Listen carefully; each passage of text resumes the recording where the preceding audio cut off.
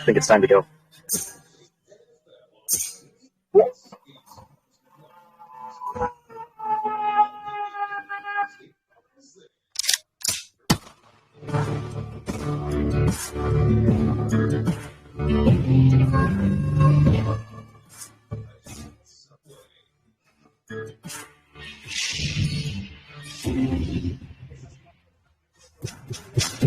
From the hills and hollers of southern Indiana to the Lone Star State of Texas, we are the hunters of the paranormal. Truth seekers, mount up. Hello, Truth Seekers. We're back again with another awesome guest out of the UK. His name is Antonio, and he's an experiencer that's going to share a lot of paranormal experiences and different things that's happened to him throughout his life. Antonio knows that these things are real, just like the rest of us, and we're all trying to figure out what's going on and who's doing it and what's behind the scenes of what's happening out there in the paranormal world. So, without further ado, we're gonna jump right into it. How you doing, Antonio? I'm doing good, guys. It's a real pleasure to be finally with both of you, Fort Worth Phantom. Thank you. And you, Lee. Absolutely. I'm doing good. I'm doing good. It's an End honor. of the weekend, but it's cool. Yeah, it's an honor to have you here. No, the honor's mine, guys. Trust me. You know, I'm just a dude that goes through things. No. I finally got you. Yes, we've been trying for a little while to get him on here, haven't we? And it's just freaking awesome to have him here. He's an awesome dude. Oh, cheers. No, that's nice. Yes, You truth seekers out there are going to love this guy. He's awesome. That's really sweet. Thank you. You're very welcome, sir. Let's just jump right into it. Would you like to share some of your astral projection stories, Antonio? Sure. Because I've got a few questions about that. Yeah. Sorry. Well, I mean, when you say astral projection, I think you could call it that because, you know, I was out, or I seemed out of my body, although it seemed I was in my body. It was very physical. But it wasn't me controlling that astral projection. You know, like a lot of people presume that you can go to bed and you can train your mind and your heart to astral project. Yes. So I want to make it clear that I wasn't purposely trying to astral project. Now, the first time, there was one, I remember I was really young, and actually this is what I class as my first memory in life. And it was, I was in a hospital in Italy. One of my Italian family was dying. I think she was my great nan, my grandfather's mum, I think it was. And they wouldn't let me into the ward. They said it was upsetting. So the nurses put me in this sort of room opposite. And I remember falling asleep, or seemingly falling asleep. Well, I must have done, I suppose. But what I do remember is all of a sudden I was slowly just gliding along the corridor and sort of into the ward, to the end of the ward where all my family were round the bed, and they were crying and everything. And then all of a sudden, again, it's just like I woke up. You know, I didn't get sucked back dramatically or anything. But when I described that later on to my mum, she said that's exactly how it was, and that's exactly where the bed was and everything else. So that was just like something I remember. UFO related, well, I suppose the most intense one, again, this happened when I was visiting Italian family, and I was on the island of Sicily. I was on the southern coastline where my family, I've got family in the north and south. I was on the southern coastline, and I remember it wasn't quite dark. It wasn't, you know, it wasn't pitch black. And all my family had gone out. They stay up really late out there. And at the time, I don't stay up late. I've never been like that. They'll stay out at a restaurant till 1, 2 in the morning. And I decided not to go. And I just thought I'd go in my room, have a lie down. And I don't remember going to sleep again. But what did happen was I was jolted awake, but I wasn't in my room. It was like I was in, not space, but I was in sky. All I could see around me was sky. And I could feel wind going through my face. And I could smell the sea as well. And I just remember looking over my left shoulder like that. And down below me, I could see the whole southern coastline of Sicily, with all the lights twinkling and everything. And yeah, that again, that's how that memory ended. That's where that ended.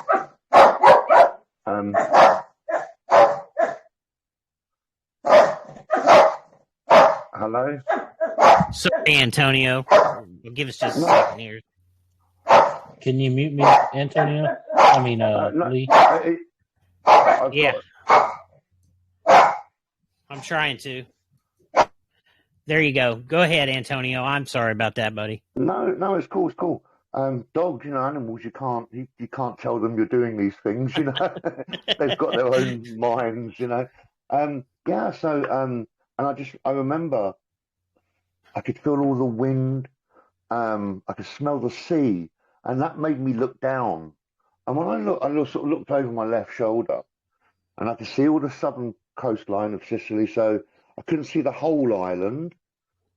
I could see all the lights sort of twinkling on the shore, and I could see the octopus fishermen with their lights on the back of their boats. And I was going fast. I was going really fast, and it made me feel sick. I remember that it sort of made me go, sort of vertigo, and that's where that memory ended there. That was the most intense astral projection. But then I've been having things lately that they seem like they're astral projection. I don't know if I was physically there, but going to places. I mean, if you want to get into that, we will. But if you want to ask some questions firstly, then yeah, go for it, dude. Whenever you had the astral projection, anytime you've had this, have you felt a vibration in your body, like when you wake up? Let me really honestly think about this vibration. I don't know so much about a vibration. I've had vibrations before abductions start. Okay. Noises that feel more like vibrations, but there's a noise to them. I don't ever recall having any when I wake up, though, Lee. No. No vibration like that. So, but you have during the alien abduction thing. Always before it happens, I always get it. The way that I, whenever I've had the astral projection or come out of the body, I've felt like I was vibrating really, really fast. Like my, okay. Like it's not like you're shaking; it's like you're vibrating. And then I saw a video where the guy he hit a tuning fork, and the tuning fork, is a solid object, but then it when it starts to vibrate, it makes a secondary image off of itself, and then as the vibration slowly decreases, and it comes back to a solid object.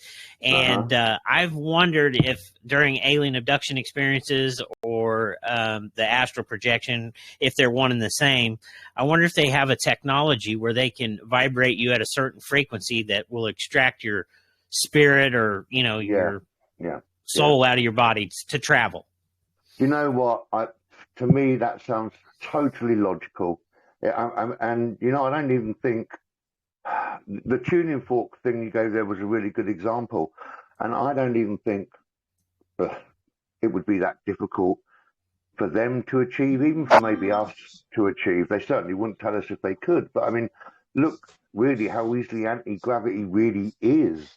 Everyone makes out it's this big, weird thing that no one quite understands, but it's actually really simple. and I just think they're blinding us with all this impossible science when things like what you said, tuning out or in frequencies and taking the essence of that person. I'm with that, Lee. I'll go with that. Absolutely. Why not? Why not? I saw another video where they were using a tuning fork and they had them mounted on a board, and the guy, he'd hit the one tuning fork on one end, but then it would start the tuning fork on the other end that he didn't hit would start ringing in sympathy with the other. So wow, yeah. So if they had a template of our body maybe up there, maybe they can if that makes any sense. That's amazing. It is. And I've heard that they have some kind of a scalpel, like these aliens.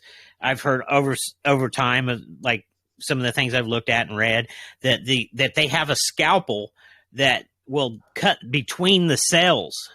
Okay, now if you've got a technology that can cut between the cells, then that sounds to me like some type of a frequency that could separate tissue and cells at a vibrational rate. They could implant an implant in you, and then it'd close right back up, and there wouldn't leave a scar one.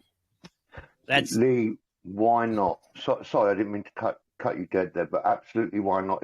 If we all go with this, we are just frequencies that are atoms being held together by frequencies, and that.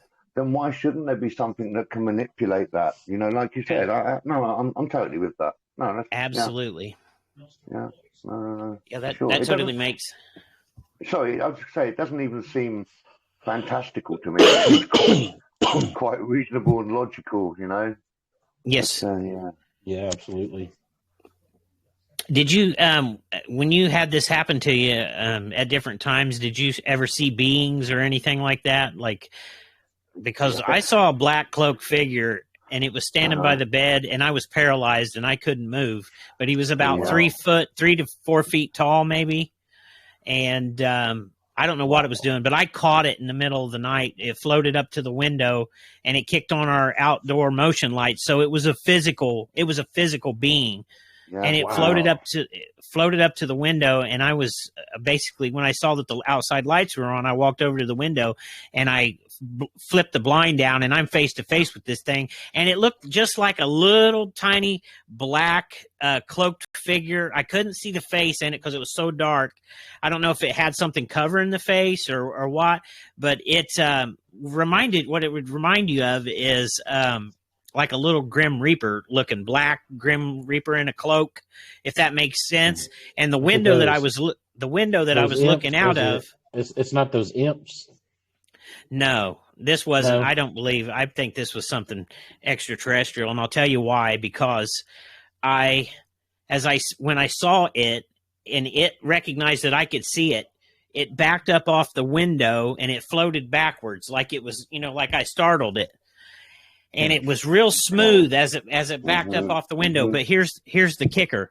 That window, in order for you to be able to look eye to eye with me out that window, you'd have to be about 7 or 8 feet tall to look out that window. So as this thing backed up off the window and got out, say maybe 10 feet or so out off the window, it stopped and it's facing me. And then it slowly turns like it was on a pedestal and somebody was slowly turning it, like mechanically turning this thing. And it was so close to where the light was shining on it, I could see the ripple in the fabric of whatever this thing had on. And it was rippling real slow. It was real silky, fluid motion as it's rippling. And you know how silk has a sheen to it that will shine? The light will shine off of it. Well, this had a shine to it. And so it slowly turns like it's on a mechanical pedestal is the best way I could describe it. And it was only about 3 feet tall, but it was hovering off the ground. It was floating off the ground. So it slowly turns, and then at an angle going across the backyard, it slowly took off. And the farther it got away, the faster it got.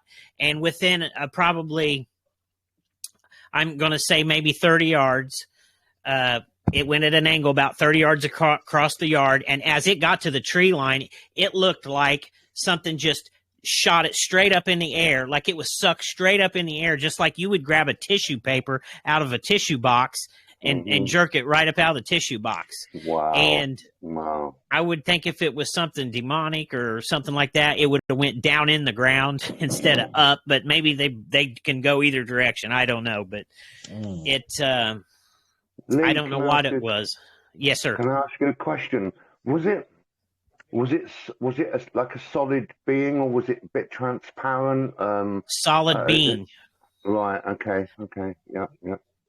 Wow. And whenever it shot up in the trees, it just was like a streak, like a black streak. It just shot straight up like a streak, like just in a second, like it was gone, like sucked up in a vacuum type thing. That's mind blowing. I mean, yeah, really, yeah. I mean, I can give you a description of some beings, well, not really description. There's only one I had a really good look at. But if you want, I can do that. Well, I mean, it came over, and I've told David this before. I had a failed abduction attempt. Something went wrong with whatever they were trying to do, or something disturbed them. But this was back in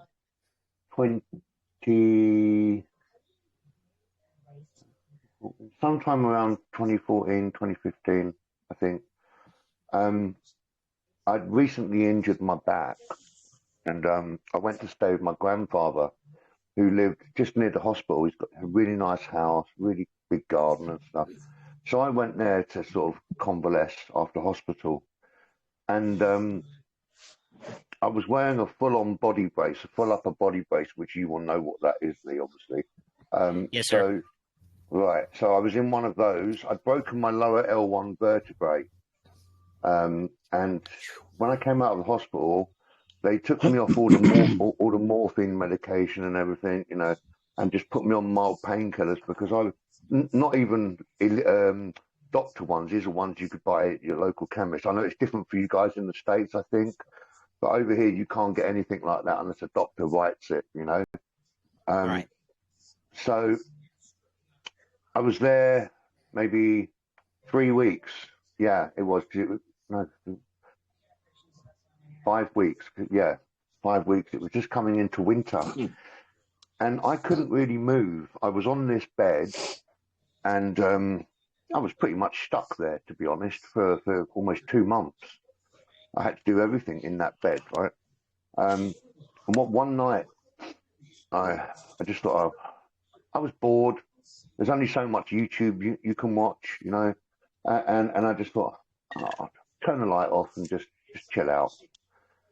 Now, so I could just reach. My grandfather had one of those touch lamps where you touch it and it comes on and off or dims or whatever, and so I could move my arm. So I just reached across, touched the lamp. The room went into darkness. All there was some ambient light coming through. So imagine if you're on the head of a bed and you've got one wall, you're looking at one wall in front of you, and then on your left there's a window that looks out into a garden. Okay, so the curtains were just slightly open, and behind my grandfather's garden is student accommodation. Now, the sort of students that go there, they're not, and I know this because I've seen this so many times in other experiences, but the students aren't rowdy. They're not the type to party and that, very high end of my town. It's all very sensible, all sort of things like that.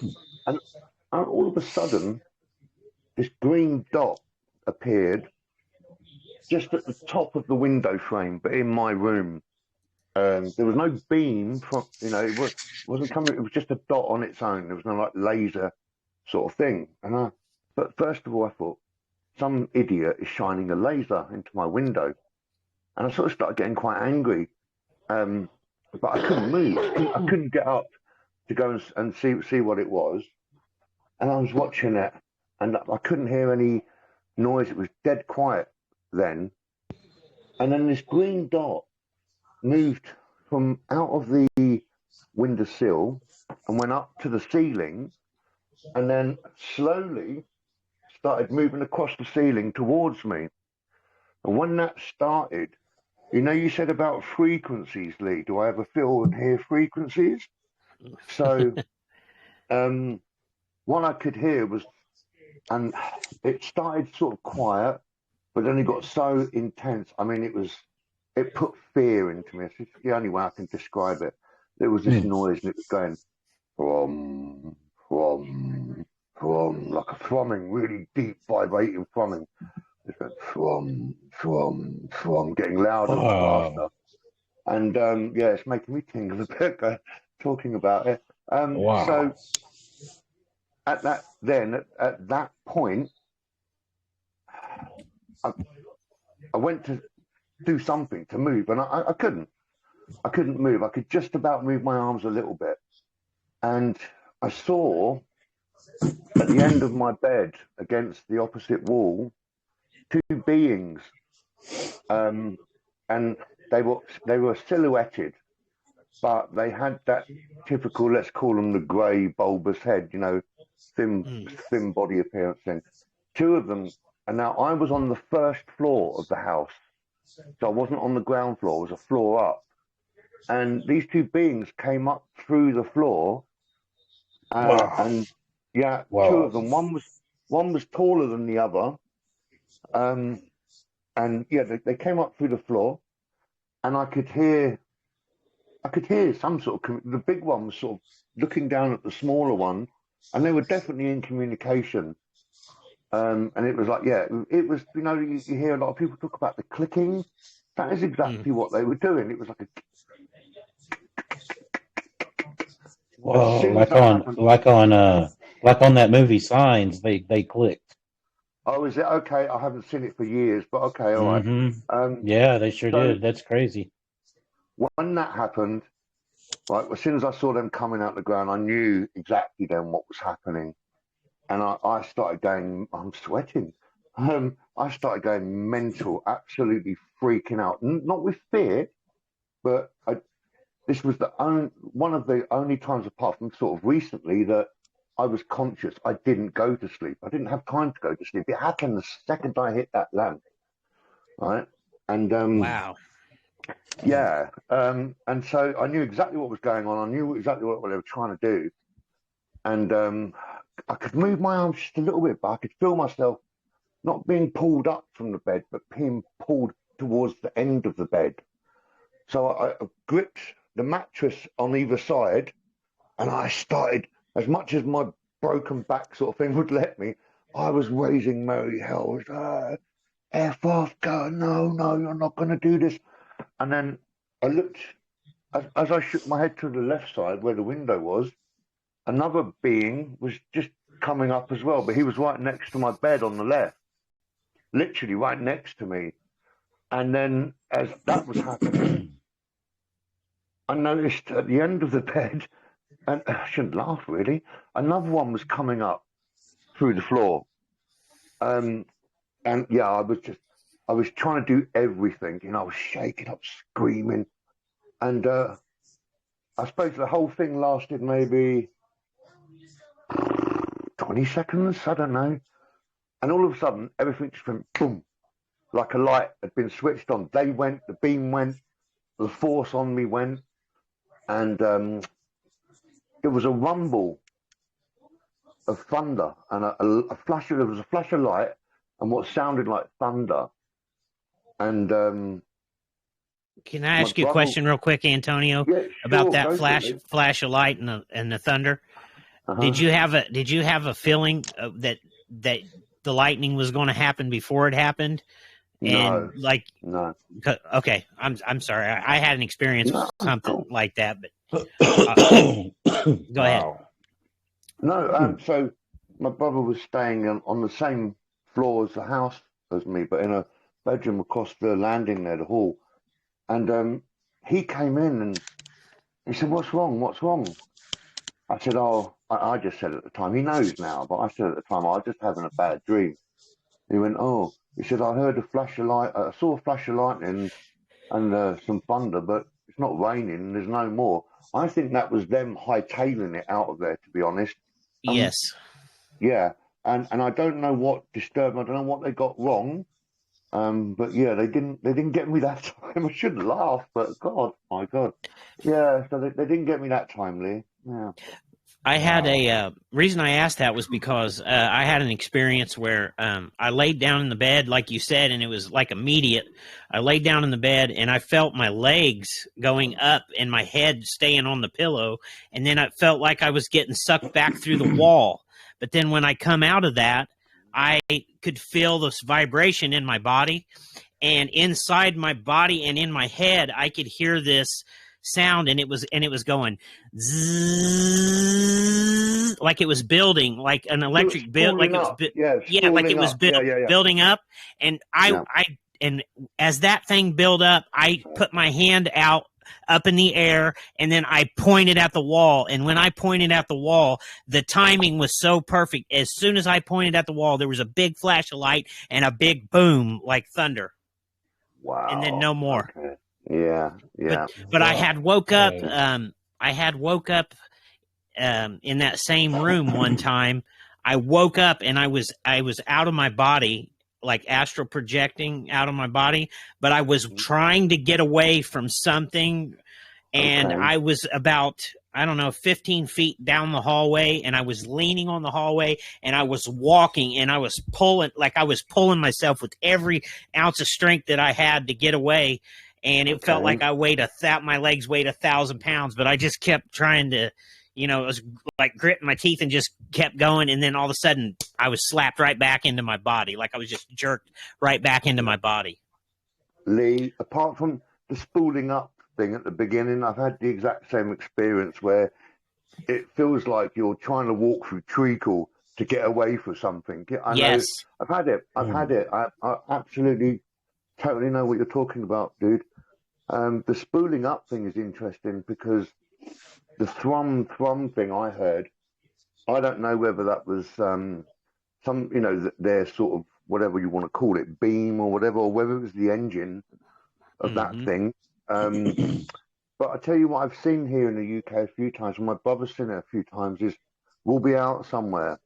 It could be a town, or it could be sort of, out in the country. It hasn't happened for a while, but you would hear what sounds like a jet engine, and it would sort of be, like you said, spooling up, and then all of a sudden it'd be this like pale green sort of flash, and wow, but you can never see anything. Or weird. I've had it. Well, sorry, go on. We had that's weird that you talk about that green flash. We were at our house one night, and we kept hearing something, and it sounded like it was rattling our windows. So we shut the we shut everything off and was real quiet, and you could hear these booms going off outside. It was like somebody was firing dynamite because it was shaking our windows. And so I called over the neighbor and I said, are you guys hearing that? And they said, yeah, we just got home. And they said, it's rattling our windows. And I said, would you go with me to look to see if we can find out what this is? And my neighbor said, sure. And so I got in the truck and headed over to his house. And I told him, I said, I want to go over to the little town next to us, which is probably about 4 miles away through the country down. And we had to go cut down through river bottoms to get there. And so the crops were down and everything, so we start heading that way. Well, there's people standing out in their yard. There was this elderly couple standing out in their yard, and whatever this booms were, it was rattling their windows, and they were scared to death. So we pulled up in the yard and talked to them, and we could hear it going off. So we cut down and headed down into the river bottoms, and we get down in there and off to the it'd be the east along the where the river bottom is down there. Along the tree line, we could see this white flashes of light. They were like sparkles, looked like, and they were up high, but they were kind of coming down. And then when those booms were going off, it was lighting up the sky blue, like an electric blue color. And it sounded, I don't know if you guys know the best way I can describe it is it's a Vulcan cannon, the cannons that used to be on the old ships that would shoot, like one would shoot and the other one would go up, and they'd go back and forth, and they'd go boom, boom, boom, boom, boom. I think they're like an anti-aircraft gun. Yeah. Well, we could hear that going off up in the air, but you couldn't see nothing. and Wow. you could see those flashes of blue. And all I could think of was it sounded like a war going on up in the heavens.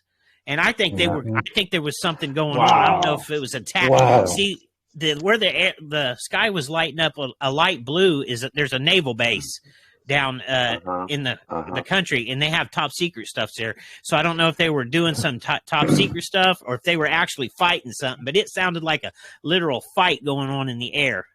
Lee, Lee, that's funny you say that. I thought I was the only one that experienced this, and this was in the city one night about 2:30 in the morning, and we're on the patio, right? And all of a sudden, you can hear what sounds like you said, like bombs, weaponry, like they're practicing bombs. Yeah, and I'm like, how come people aren't freaking out, wondering what this is? Like, it sounded like you said a war in the sky, and then the flashes. I remember seeing flashes, but they weren't blue. They were like almost like if someone took a picture real quick and it expanded, and it was weird. It was bizarre, and I'll never forget that. And that was the night that we heard the bangs and the booms too. Now you're close to Lockheed Martin, right? Yes, I'm close to Lockheed.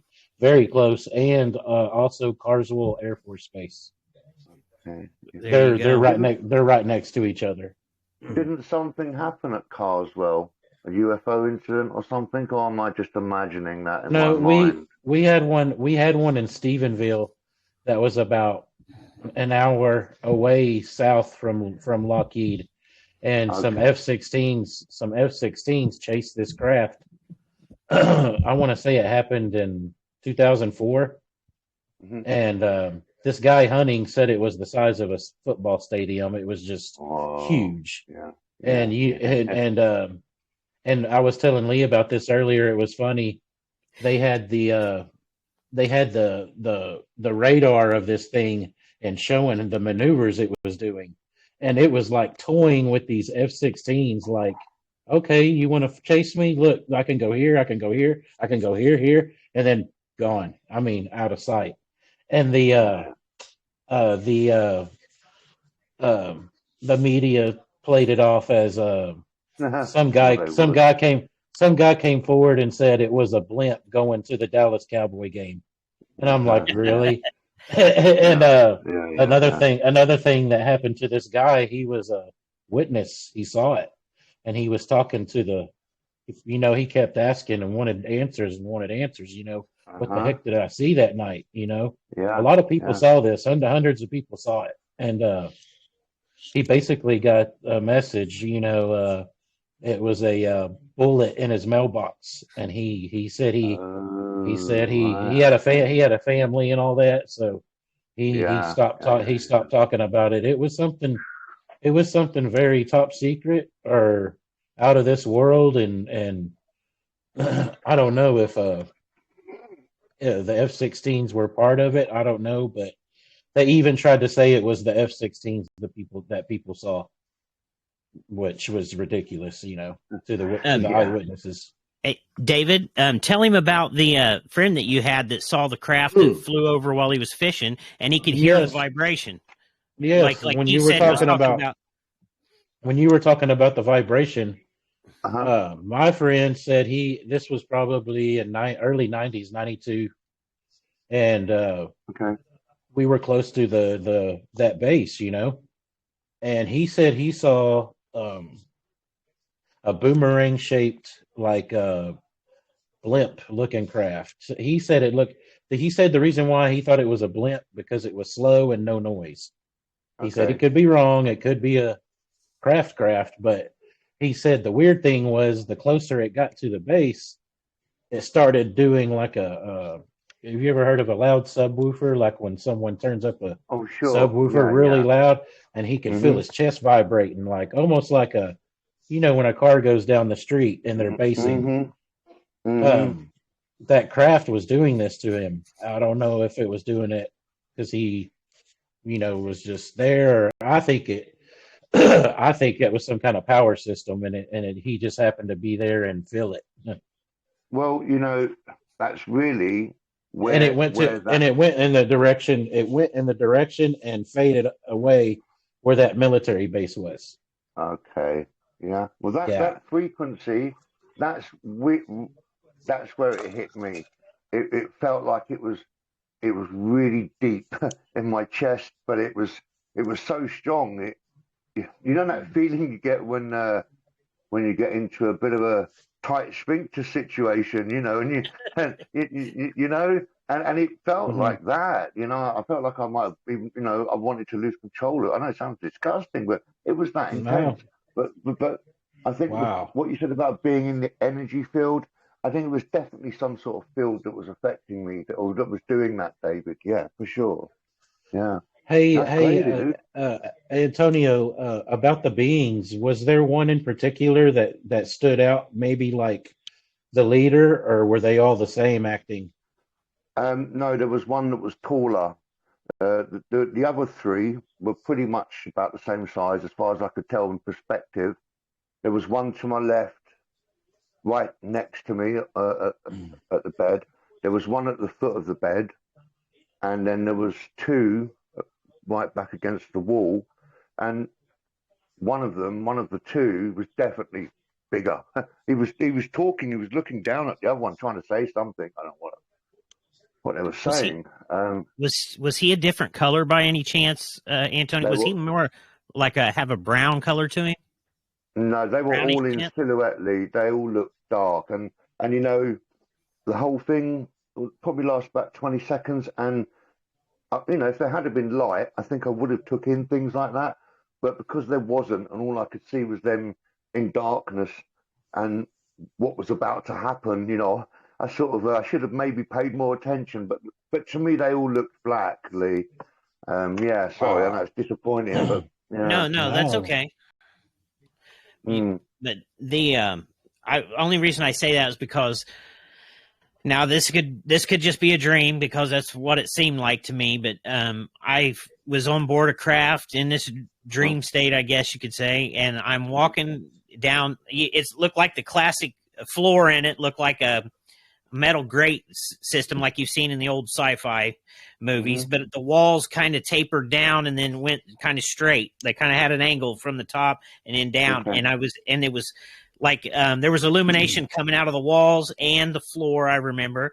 And this little being starts walking towards me, and he's got glasses on, but when he gets close to me, I notice he doesn't have much of a nose, and he had a pretty wide mouth on him, and his ears at the top were kind of pointed. He had like a little blue cap on, and then he had like a little blue outfit on. And as he walks towards me and he gets right beside me, I would say he was probably about 3 foot tall, but he was stalky looking and kind of bulky looking. Like he could be strong looking is what I thought of him. But anyway, he looks up at me, and I can hear him in his like I could hear what he's saying in my mind. I couldn't see his mouth moving or anything, but he looks up at me like he's surprised, and then he looks down the hallway. And when he looked down the hallway, I look down the hallway, and I could see standing in the doorway just inside. It was a little darker in this area. There was a taller, what we would think of as a gray-looking alien, spindly, big head, spindly arms and legs, and it's standing beside a podium-looking type deal, and it's looking down in our direction, and it was like a tan color, like a brown, sandy brown, light sandy brown color, and it had the big eyes, like how like they say they have the big bulbous eyes or whatever, but these eyes were kind of like a golden color, and they had slits in them. And I can hear them talking between each other, and the little being looked at him and looked back at me and said, "What is he doing here?" Like me, wanting to know what I'm doing there. Yeah. And so then I just And when I had my experience in the woods, when I was deer hunting, those eyes looked just about like what this being looked like on this craft. They were glowing in the dark. Yeah, I was going to tell you. You need to tell him about that. That was please do. Creepy. Yeah, I don't know about that, Lee. it was in around 94, 95, somewhere in that, but it was in November because it was opening day of deer season. And me and my cousins was going to hunt this little farm. This old guy owned a farm, and I had gotten a deer there with my bow. It was the first deer I ever got with my bow. And we decided we were going to go there during opening day because it was a pretty decent little patch of woods. And we figured once we got in there, his woods butted up next to another a bunch of acres. I'm not sure how many, like 100 and some acres or whatever of woods, but it was down kind of close to the river bottoms. But we were up on top of the way the land is there. We were up high, and then the land drops over down to the river bottoms. But anyway, I picked that spot out in the woods where if I went back in about 300 yards, there were 4 ravines that met. And I had to walk in on the one ravine, but it was kind of like dropped off on both sides, kind of like, you know what I'm talking about. I don't know, kind of like a saddle, they would call. Yeah. But anyway, when I got back there, this area in the back, it made a bowl down in the bottom because these 4 ravines all met. So what my way of thinking was, if I get in there before daylight, and then all the other hunters will start coming in and start pushing the deer in, I'm going to have the pick of the herd because they're going to come in 4 directions right to me. So we go hunting that morning, and on the way there, it was foggy out, and it was, you know, when it's foggy and it's an hour before daylight, it's just pitch dark. You can't see your hand in front of your face. Well, okay, I bet it is. I mean, it's like it here in the country, so I know what you mean. Yeah. Okay. Yeah. And so we ended up, my one cousin, he stayed in the car. He didn't want to get out. I think he wanted to sleep, so he was going to crash out. But my other cousin got out with me, and he went to the edge of the woods. He picked a spot out right on the edge of the woods where he was watching an open field and could shoot at whatever come in there. And so I continued on back in the way I was going, but I know it's not smart. I was young then. I was probably 19, 20 years old at the time. I may be about 21 at that time. But anyway, I ended up not using a flashlight going in. And, you know, you really shouldn't do that during gun season because everybody's packing their guns and they could shoot you in the dark. You know, some people get stupid and just shoot. And so I get about halfway down on this ridge, and I hear something to my left. And I thought, man, I better turn my light on just in case it's another hunter. And so I flashed the light down beside me, and it kind of lit the forest up a little bit, and I could see standing over about 30 yards from me a doe. So I thought, oh man, and she took off, and I thought, well, I've alerted all the deer, so I probably ought to shut my light off. And so I shut it off, and I just continued on back to where I was going to hunt at, and the area that I picked was an area where there were some trees, like 3 trees that came up, and it made like a natural deer blind where I could stand kind of inside of them and, you know, kind of shoot down. So I had a little thing to sit on and this and that. So anyway, I get up there, I lean my gun up against a tree, and I'm standing there, and I was probably there, I'm guessing maybe 20, 30 minutes, just standing there in the pitch black. And off to my right, where the ravine to my right that's going to come into the bowl, I can hear something walking, coming up on the top of it, and it's in the woods, but it's coming my direction. So I'm getting excited. I'm thinking, man, the hunters are coming in here. They're pushing in, and I'm going to get Lee, sorry, did it sound bipedal then, or did it sound like a 4-legged? Yes. Oh, right, okay, right. Yeah, sorry, I didn't mean to phone. No, that's okay. Yeah, it sounded like it was on 2 legs, and so it come down the hill, and then it got in there. And when I first heard it from a distance, I couldn't tell if it was bipedal or, you know, 4 legs. So just to clear that up. But anyway, when it got closer, I could tell it was sounded like somebody walking. So it come down the hill, and it goes to pass me down in the bottom. And where it was at, it was probably only, I'm guessing, maybe 20, 30 yards down in the bottom from me. And there were some big trees that went down the hill towards where it was at, to give me a little reference of how tall it was. And as it gets past me, just at an angle, just like it's just past me, just to my left, I hear it walk just to my left in the dark. All of a sudden, at first I thought it was a light that lit up, and then another one lit up, and it was anyway. They were amber gold color, if that makes sense, an ambery gold color, and they had these black slits in them, and they looked like, I don't know if you've ever heard of Felix the cat. Remember the old clocks that hung on the wall with the eye with the slits? The creepy cat. Yeah, sure. That's what the eyes looked like. And the reason why I say they were eyes is because it wasn't like a flashlight lighting up the ground. It was like they were just illuminated. Like they weren't, the light wasn't going past where, you know what I'm saying? I couldn't see any silhouette of what this thing was or anything, but they were probably up, I'm guessing up off the ground 8-9 feet. And they were probably the size of I'm going to say about a baseball size, maybe a little bigger than a baseball size. And they had slits in them. And it's standing there and it's looking in my direction. And then in my mind, I hear the words, "I just wanted you to know that I am here." And then the eyes went out like it either, I don't know if it closed its eyes or what, but or turned its head. And then it just continued off out into the field and was gone. I could hear it going the whole way. But, man, that's creepy. Yeah. Really? Lee, what are your thoughts? I mean, I know you probably, it's a bit of a question, but sorry, go on. Continue, sorry, Lee. I just wanted to know what your thoughts were. I mean, you obviously thought about that. Well, at first, what my thoughts were was when I saw the lights come on, I thought, oh, man, there's another hunter in here, and they've got a coon lamp on with two of these eye things on them. You know, they've made, cut out plastic or something and put in there and made it look like eyes to scare people out of the woods. Okay. So that's what I thought at first. Do they do that? Do they do that sort of thing? Do they? Well, they'll either that or they'll just shoot their gun and mess up the area. Okay. People will cuss you out and everything. Yeah, they get pretty territorial when it comes to hunting.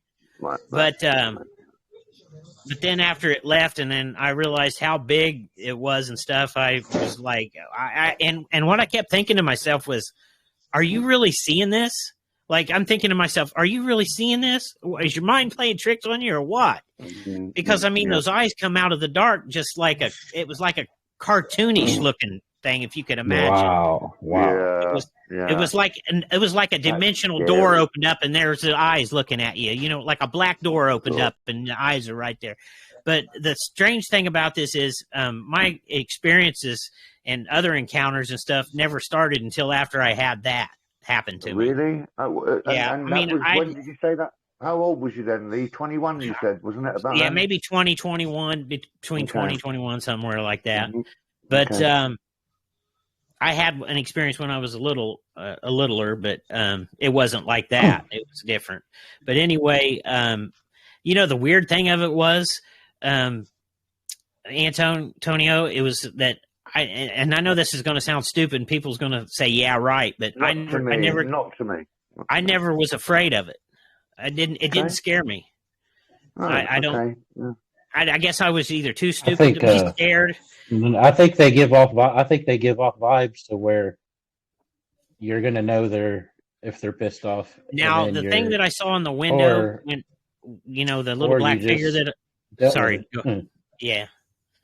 Now the thing that I saw in the window, the little black cloaked figure. Now the hair stood up on the back of my neck like static, static type deal. But I wasn't really any afraid of it. It was like, yeah, I caught you, buddy. And I'm thinking, now what are you going to do? That's what I was thinking. And it was like it was more afraid of me than I was of it. But I think it ended up getting me about 2 days later because that same being was standing by the bed, and then I had the paralysis. Hey Lee, I forgot how tall and heavy did you say that creature would have been? You think? Which one? The one in the woods? The one in the woods, yeah. The one in the woods with the eyes. I'm guessing as tall as it was. I'm thinking it was probably around 8-9 feet tall, but I don't know how heavy it was.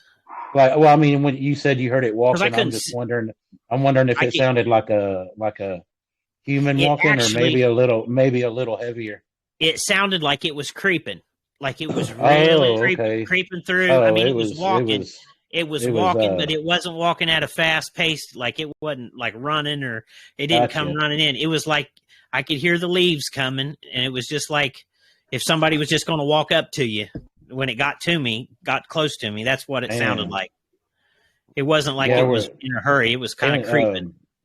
Lee's got a lot going on there with Indiana. Indiana is loaded with paranormal and cryptids and big Sasquatch, and I mean it is it's on the map, and a lot of people don't even talk about it. They're more concerned about LBL and Taylor, Mississippi. Man, they're everywhere. It's just it's just the people opening their eyes. Here in the UK, because it's a what is it? It's a spit of land. It's not really a power. And all the land here, like for example, in your great country, you can go and you're encouraged to make the most of, go out, explore your land, hunt, fish, shoot, tent, hike. Here, for example, you can't set a tent up anywhere here unless it's a registered campsite.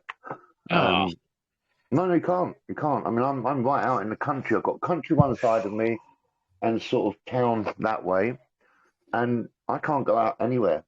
Anywhere, I can go from one end of the country to the other, and there's nowhere I can just put a tent without officially someone saying, no, you can't put that here. So they're trying to start that here with homeless people now. But really? It's sad. But you're right. Anybody should have the freedom to go camping one night, anywhere without getting harassed or whatever. But I think that's why we don't get a lot of reports of cryptids in our countryside. There have been a few things, stories that have been out on the news that were definite cover-ups for things like the Beast of Bodmin. I'm convinced that was a dog man. I was gonna say y'all had a classic werewolf one. I thought y'all had a classic werewolf one. Someone encountered in the UK, like in the 30s or 40s, and it made me wonder. I'm gonna have to look into it. It made me wonder if that's what those movies were inspired from. Well, look, you mean like a Werewolf in London, American Werewolf in London? All those, yeah. I already know all those were put out for a reason. Well, do you know about the Beast of Bodmin, David? No. Okay, so you can look it up. Years ago, I think it was the late 70s, or I think it was maybe early or mid to 80s. And this was in Bodmin Moor. Now, if I'm correct, that's Cornwall, but it might be Yorkshire. But I think it's Cornwall. That's terrible, isn't it? Anyway, so what was happening was farmers were losing livestock, sheep, the odd cow here and there, pigs, chickens. And you guys don't have grizzlies or mountain lions, stuff like that. No, nothing like that. And some of these animals were turning up partially gored or just completely gone, mutilated. Yeah. And the media touted it out because they eventually had to get on the news. They said, the army are patrolling the area trying to find what they believed was an escaped big cat that belonged to a fucking Wow. And then you know what they tried to do? They filmed a black little puss cat, normal household cat, crossing a field, and said, we believe this is footage taken of the Beast of Bodmin. It was never caught. The whole thing just died a death. But one of the I suppose you call them rangers, one of the game wardens for that estate, his son came forward a few years ago. You can find the interview somewhere, and he told his son that one night when he was out, because obviously he was out looking for this thing, and he saw this bipedal creature. He said that was very muscly, very big. Again, it's about the same size Lee said, 8-9 foot. doggish, but it was night. It was dark. He couldn't get a good look at it, but he was trailing it. But he sort of thinks the thing knew it was trailing him, but giving the impression as if it didn't know, you know. And it went into the wood line, and the guy lost his bottle. He went back, and he confessed it to his son. A really interesting case. Yeah, the Beast of Bodmin. Have a look at it. Yeah. The Beast of Bargman. Bodmin. Sorry, Lee. Yeah.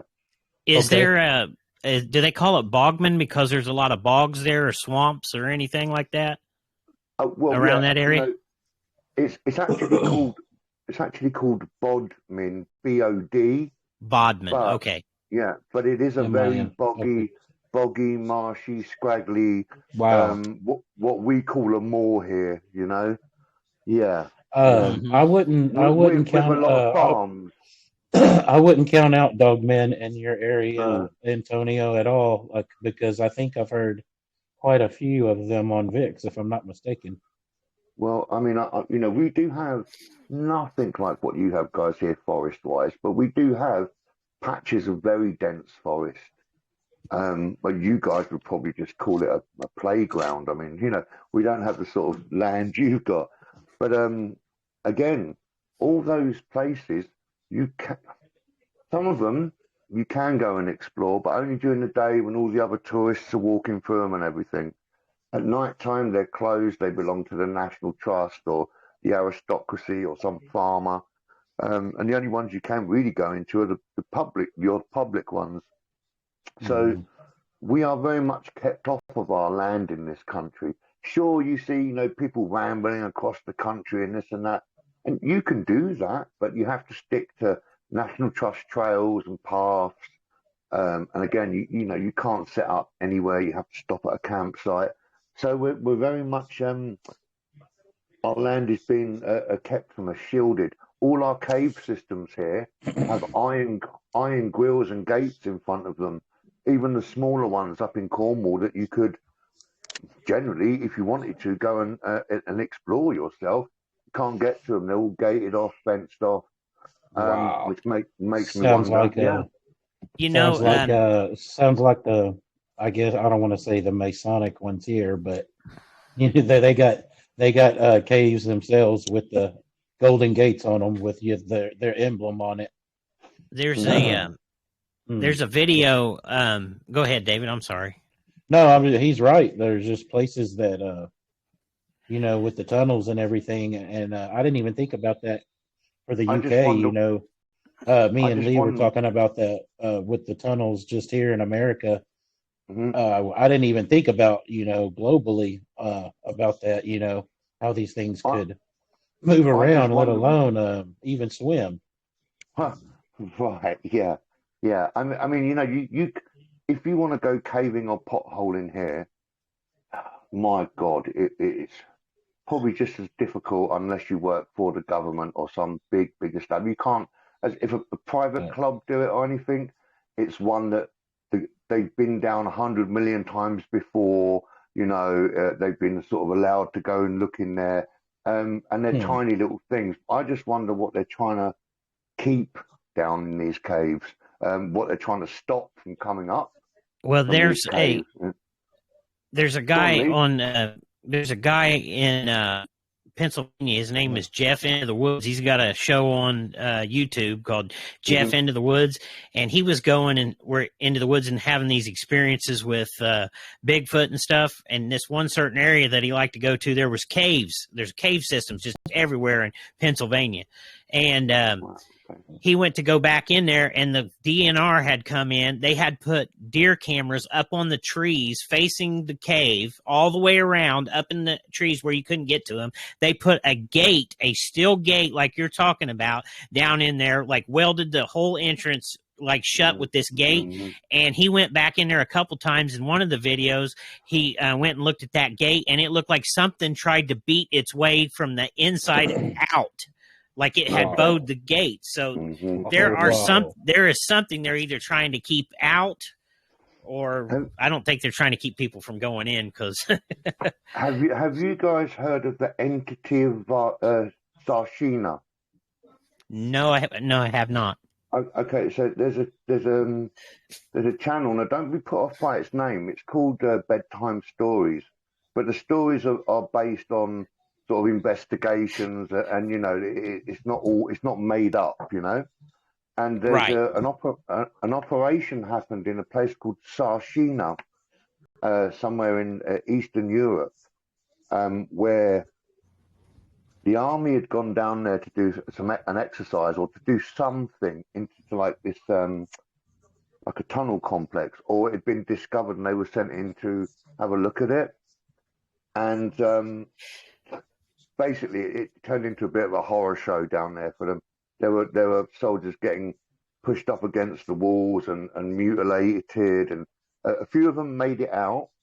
And then the army absolutely, completely just brought the mountain down, literally on top of this tunnel system in this cave.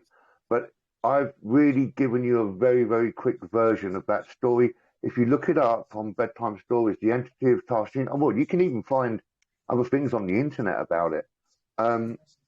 Yeah, I mean, whatever was under that mountain was one hell of a, I don't know what it was, but have a look, because it had actually molded the tunnels into like a design, like a stepped sort of thing. It's done something to the walls. Interesting, Wow. very interesting. Yeah. Do you know about the nuclear tip boring machines that we have here in the United States? Do you know about those? No, that's new to me, Lee. They have the U.S. Air Force developed them, I take it, and they can bore underground with these nuclear tip boring machines, and I think they can go like a mile a day with these things. And I may be off on that number, but I think I read that it was like a mile a day. But the way they say it works is that the tip of this thing heats up like temperatures that a nuclear reactor could put off, just crazy amounts of temperature. And as it pushes its way through the ground, I think it's called vitrification, where it heats up the rock and turns it to glass. So it makes these big tunnel systems underground with this boring machine. Yeah. So, wow. Hey, Lee, I mean, this is to go on about the underground factor of this. I watched this one of those really crappy documentaries you get on Blaze and things like that. And I think it was called Uncovering Tesla's Mysteries or something. Yeah, and it just happened to be on. My brother sometimes flicks through it, and in the hotel where he died, underneath, did you know? I mean, the tunnel system in your country and some of your cities is just incredible. I mean, it went from literally one half of it was New York to the other end, and all linked underground, by these tunnels, these hotels and subway stations, and some went to old banks where the rich did their banking, and crazy. There's a whole world under there, and that tunnel boring machine doesn't surprise me. I talked to a buddy of mine here about 3 days ago. David, you guys may know it's our friend Dee. I love Dee. She's great. Yeah. Anyway, somebody that they knew. Hi, Dee. I actually got to talk to them, and they said that they had stayed underground in an underground complex in Terre Haute, over by where we live at. They stayed underground in a complex for 11 months, hiding out. And that's the second person that I've talked to that knew about these tunnel systems. And this guy that I work with actually had been in these tunnel systems in Terre Haute. And that what it was they had, you guys ever hear like Al Capone and all the old gangsters? Sure. During the Prohibition era, they would move their stuff from underground through these tunnels. And they would go to hotels and go to connect to all the buildings, and so they could move underground undetected. But anyway, the one guy that I work with that told about the tunnel systems that he was in, he said that they found a hole in their basement when he was a kid, and he said it went down about, I think he said 6 or 7 feet down. And so they lowered a rope in it when they were kids, and him and his brothers climbed down in there, and was walking around, and he said it was an old brick tunnel system, like an old bricked up tunnel system. The house he lived in was over 100 years old, built like in the 1840s or 50s. Okay. And he got down in there and started walking through these chambers, and he said there was rooms that would go off to the right and to the left, and then some of them would go over into like the neighbor's basement, like they were interconnected. And he said one of the rooms that he walked into was filled with Native American artifacts, vases, jars. He found a bow and arrow with wooden arrows and the flint tips.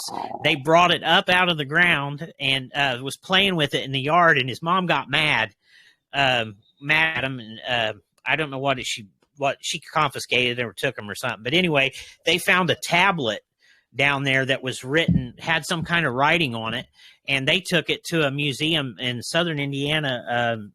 So it'd be down around Vincennes. They have the Roy what is it? Roy Clark? No, not Roy Clark. It's anyway, it's somebody from the Revolutionary War type deal. They had a battle down there. I can't even remember the name. I'm having a brain fart. But anyway, somebody at the museum recognized that as some kind of I don't know if it wasn't necessarily Native American writing or something, but anyway, they've got that tablet on display down there. They took it and put it on display.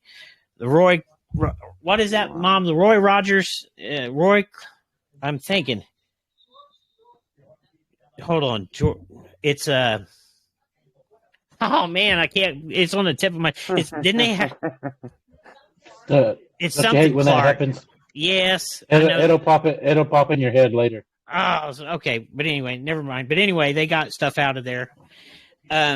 One of the tunnel systems, I know you guys have heard of those underground bases and stuff that they have. Yeah, sure. Somebody that I know, I don't want to give it away, but somebody that I had worked with had a son, two sons, and one of them worked in the Pentagon and one of them worked for Navy SEALs, like NCIS. Anyway, the one, and I got to DJ's wedding, and we were talking at his wedding, and he was telling me that he was taken to an underground facility in Denver, Colorado, underground, and he got to stay there for 2 weeks. He said it was so big, it had 2-lane highways, it had a mall under there. There was malls, stores all over the place. Had its own post office, the whole 9 yards. Wow. And he said he was under there for 2 weeks and he hated it. He did not like it. So and that was close to I take it close to the Denver airport. Because I had mentioned it. I believe it. No, because I believe it. Yeah, I mentioned to him about the Denver airport having a facility under it, and he said he basically confirmed it. Yeah, that's true, and I've been there. Basically, is what he told me. Did you know the elite's going to have their home underneath too for when all hell breaks loose? I have heard that the Queen of England owns land right there in Denver, Colorado, around that airport. Oh wow, that's interesting. And that there's a shuttle system underneath there. That's where one of the maglev trains is supposed to be. Under that. Reptiles traveling. Hey, the Queen. I mean, the biggest landowner in the whole of the UK, England, Scotland, Wales, and I think Ireland is actually the Duke of Westminster. Wow. And the National Trust is owned by Prince Charles. I think it is Prince Charles. And yet it's all owned by the rich here in the UK, guys. The only other people that have land are farmers. That's it.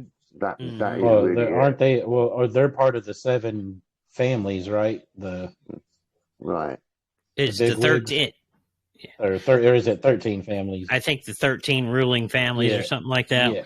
Yeah. Oh, okay. Right. Now, I know that there's I thought he was referring to the 5 royal houses. They call parts of their family group houses as well. Okay. Yeah. Hey, Antonio, what is it with the dragons over there in England? What is the myths and legends about the dragons? Hey, that's a good question. I live where I live. My county is next to another county called Oxfordshire, and there's a place there called Wayland Smoothie. Have you ever heard him or that legend? No, but I've heard of Oxfordshire that you're talking about. Okay. Well, I've actually been to Wayland Smoothie's site, and they call it. The archaeologists in air quotes call it a long barrow, which is like an ancient burial mound. Yeah. Now, whoever they buried in there must have been absolutely really, really long. I mean, literally about 70 foot tall, you know, and the rest, 170 foot tall. But you can't, you can get into the front part of the barrow. It's just like a little cavern you have to bend down, and it's about 2 meters square. But that's as far as you can go in. But the legend of Wayland Smoothie was he was a Norse god, I think, and he came to England or to this country, this land, to I think he was looking for somewhere to set up a special smith, a forge, and he apparently rode in on a dragon, and the people that lived around that area at the time, just whether it's folklore or not, say that this silver winged dragon landed there at that site, and that he dismounted from it and thought it was a perfect place to build his forge. That's one legend that's right next door to me. But if you're talking about St. George and things like that, Lee, and dragon sightings in this country, I think the last written sighting of a dragon was actually in the 1640s. Again, I think in the south of the country. But I don't know too much else about dragon lore, Lee, but yeah.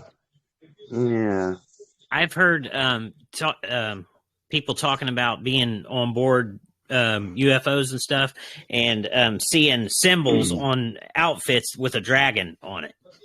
Wow. Yeah. So I've heard that. I've heard that. I always. Sorry, Lee, go on. That's all right. That's all right. Go ahead.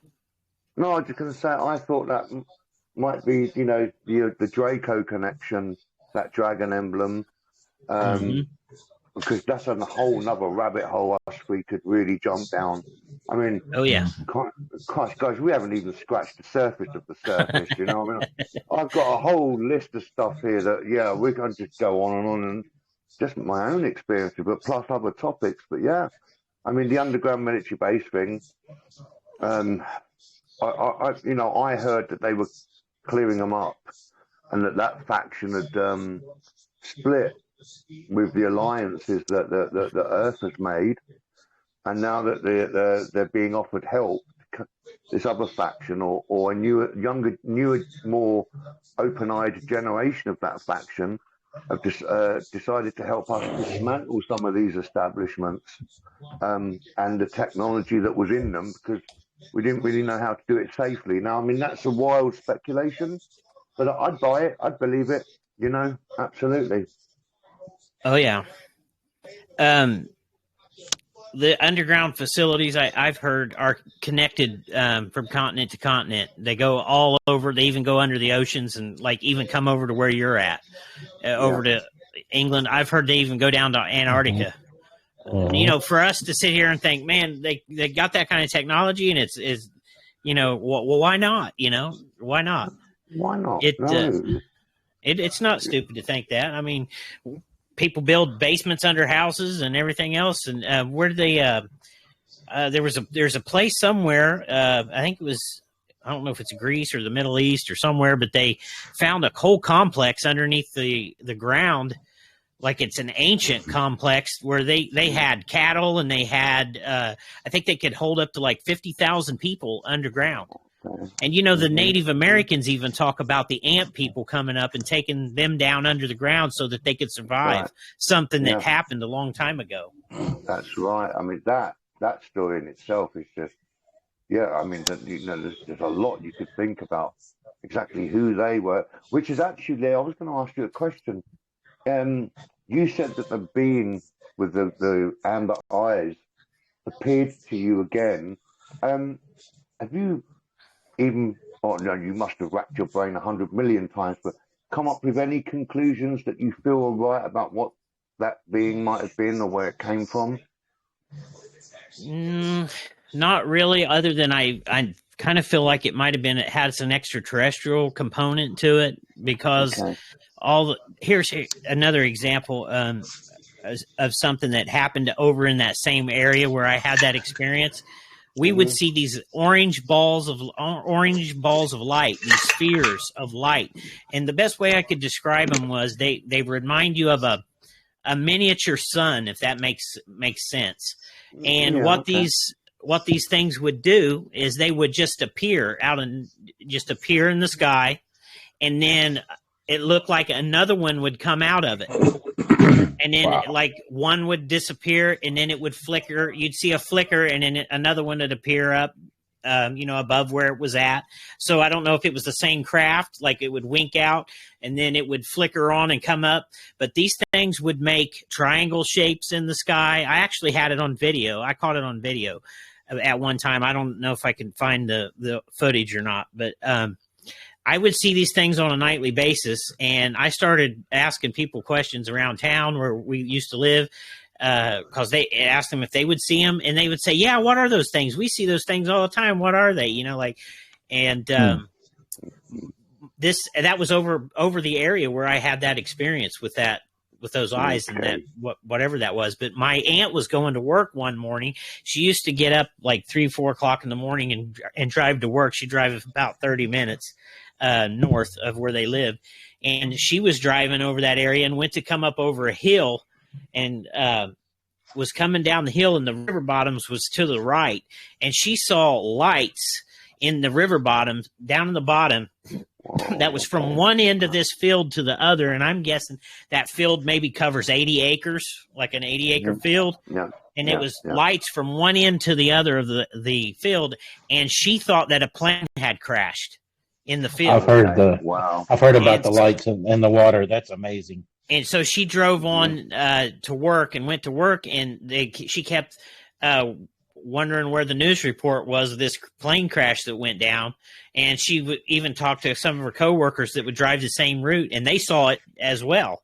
But there was nothing in the newspaper. There was nothing there. It was like there nothing had ever been there. But that was over around the same area where I had the experience with the eyes. And then a buddy of mine that we used to hunt with, I caught a conversation between him and another guy one night. We were all out talking on the back of a tailgate pickup truck. And we was actually at the place where it happened. There was a silo, an old corn silo made a block in his grandfather's farm field. And the one kid was telling this buddy, he said, do you remember that time we pulled in here and that silver disc was hovering over the corn silo? And he said, yeah. And the guy said it scared him so bad that they started cussing at it. Like they were scared. Wow. Yeah, and that was the same area. It was over in the same area. And you definitely got something going on in your neck of the woods, Lee, for sure. I'd say so, definitely. I mean, I've had a lot of UFO sightings. One was in a field, and like you said, Lee, it was a row of lights. I think it was about 5 or 6 lights. Sort of not really bright, like a dulled, sort of like a bulb that's a bit old. They were all in a row, but this thing, was easily. Let me try and get a scale here. Easy 150 to 200 feet long. There was mist or sort of smoke coming, shrouding it. And I remember the cattle were going absolutely berserk. They were. Wow. The cows were galloping, they were mooing, and cows don't like to run. I mean, they were just going absolutely freaking crazy. And that happened for about, maybe was a while. Me and my girlfriend at the time were watching it, maybe a minute, maybe a little bit longer, and then each light just winked out in sequence. Boom, boom, boom, boom, boom, boom. Gone. That was it. Wow, man, that had to be something to see. Did you have any impression of what maybe that was? Did you have any, like, a sixth sense, like, is it ours or is it theirs? Or at the time, I wasn't too savvy, which is English for like knowledged up, about our military space program or technology program, secret programs. I initially, I just thought it was alien because I'd had experiences before then. So I just thought it was extraterrestrial. I knew about animal mutilations and abductions, especially with cows. So I always put it down to extraterrestrial. But yeah, Lee, in hindsight, I don't see why it couldn't be. Yeah, no, but I didn't at the time. No, I just took it as extraterrestrial. Yeah. Have you had any? Was that at night or was that a daylight sighting? It was not quite night, very twilight, like when the sky is just getting purple. Just transitioning. Yeah. Have you had any daylight sightings? Have you seen any in the daylight?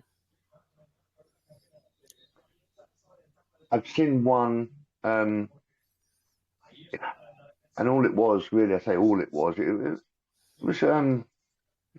quite good. It was these two, and this is in the town I live in now. There were these two silver orbs. They were very high, very, very, very high. And I can't remember. I think it was when I was going through that period of always looking up in the sky, like I still do. And I saw these two balls, and what they were doing were they were gliding along, but they were revolving around each other. Like that. Wow. Yeah, that is the only daylight sighting I've had. Had some really intense nighttime sightings, and one which included an hour and a half of missing time.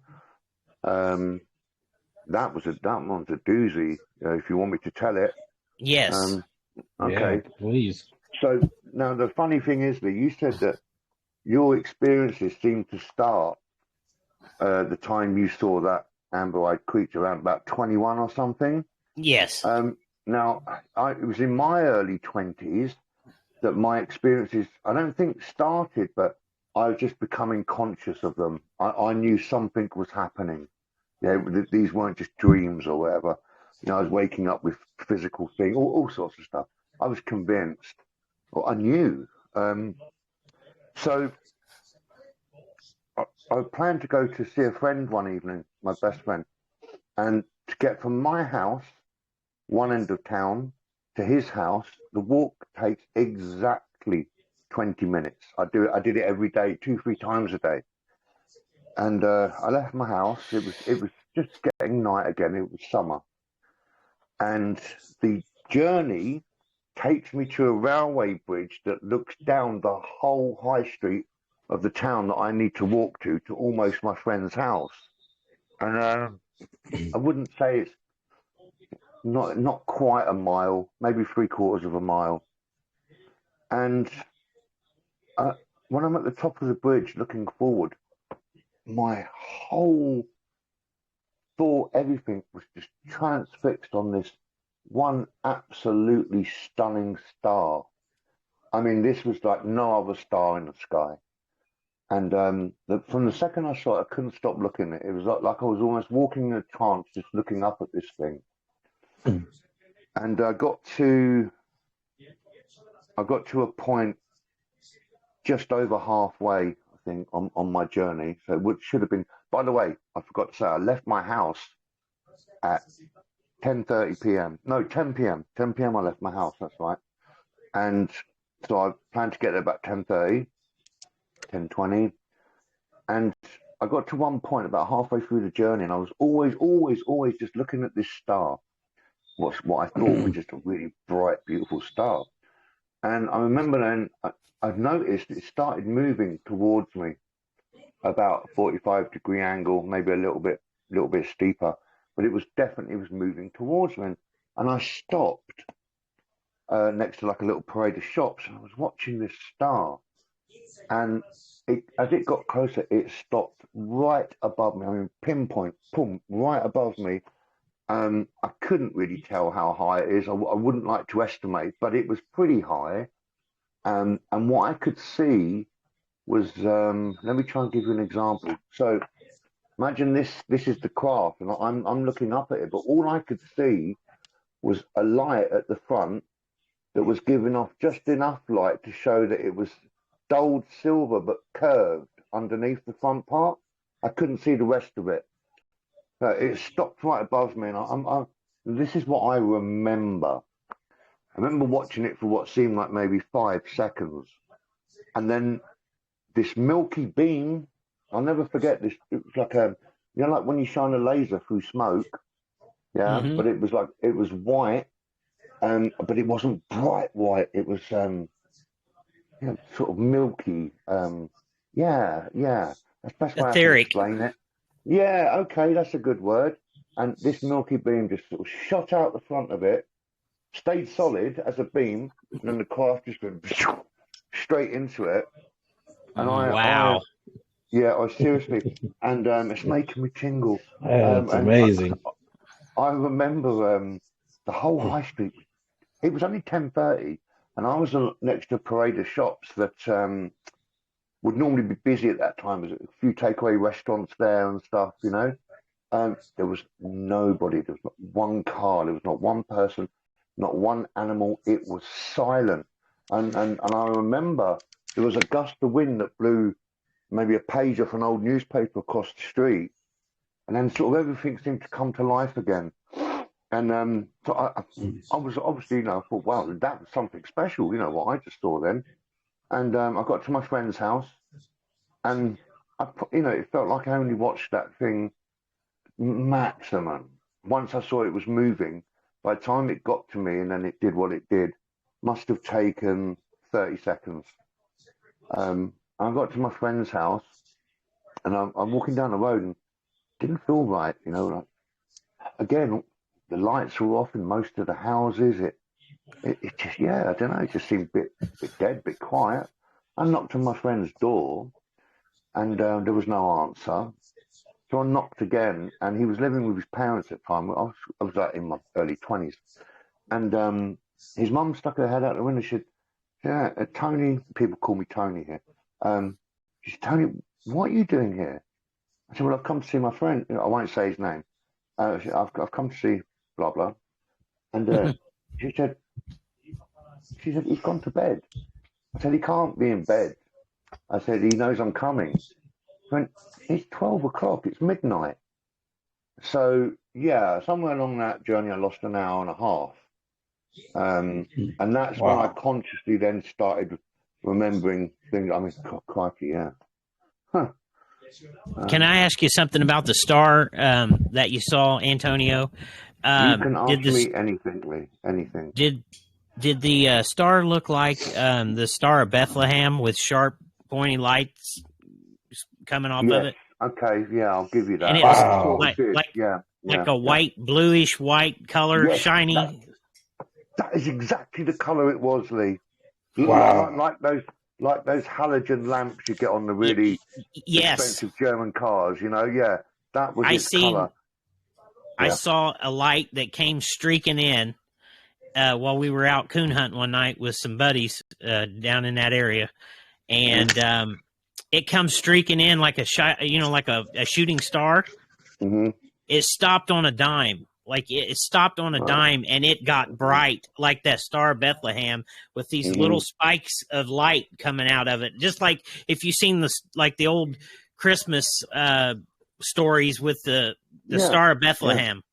Yeah. And it sat there and it kind of flickered and twinkled and kind of moved or danced around a little bit. Not a lot, just a little bit. You could see that it kind of was moving around.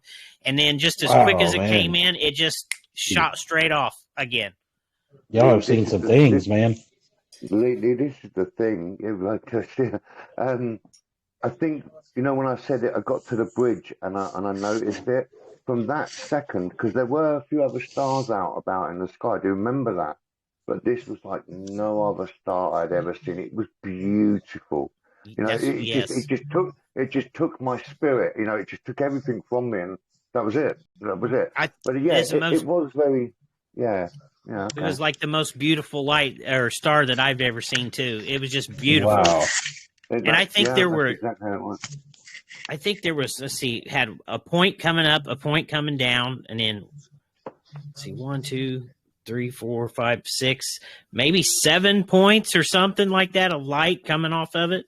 It was just it was just a perfect like star of Bethlehem. Hey, I got a question for both of y'all. Do y'all think that was possibly something spiritual and positive, or still on the extraterrestrial side?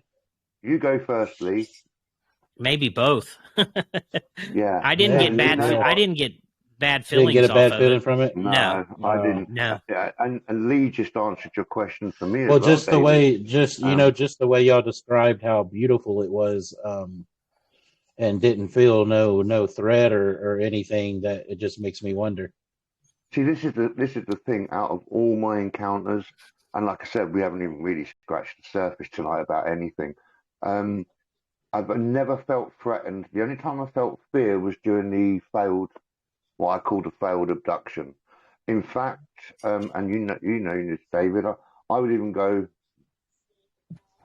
I wouldn't go so far. I know so far that all they've done in my mind is help me. You know, I mean, I know I've had medical intervention definitely a few times. We can get onto that one next time if you want. David knows all about my triangle scar, and you're a surgeon, Lee, so I would love to hear your thoughts on this. I really would. I mean, I mean, I can go into that if you want. Yeah, go right ahead, Antonio. We'd love to hear it. Okay, if I could send, I don't know how to send. Can I show images while I'm on this? Yeah, there's a screen. I was gonna say, man, Lee, if you see these pictures, you're gonna be blown away, buddy. There's a screen. There's a screen share button on your down at the bottom where the microphone. I don't know if you can see like a little microphone icon, and then your video icon, and then there should be like 2 little folder looking squares. If you click on the 2 little folders, you can screen share. 2 little folder-looking squares. I can't see those. I can see the mic, the camera, and then there's something that says flip, and then the 3 dots. Well, I've got the 3 dots at the top. Is that what you mean? No. No. I don't see what he's saying either. No, I don't see that. It may be different on your guys' phone, but because I'm on a computer. Well, I tell you what. I mean. Oh yeah, that's right. If ever you guys want to chat to me again, I'll make sure I've got an image ready that I can show you. But I'll tell you the story if you want me, because I'm actually really keen to hear what you make of this. So this happened recently, maybe a year and a half ago, something like that. I've always had a mole. I'll show it here. Always had a mole right there where that scar is. Now, it was a raised mole, not a flat mole, a real, it was their mole. And at times throughout my life, it used to get really sore and red. And someone said, oh, you should get it checked out, whatever. And I never did. But so the night this happened, I was asleep. But in my consciousness, something was telling me that there was a point on my arm there that was slowly warming up and getting not hot, like as if you put a cigarette out on you instantly, but it was building up to that. The heat was building up to that, and I woke up and I touched my arm. Then there was a little bit of sort of like wetness, but nothing. But when I felt it, the mole had gone, and what was there was a hole. David saw the original pictures. I've got pictures of the scar. I need to dig out the original pictures. And I went into the bathroom to have a look.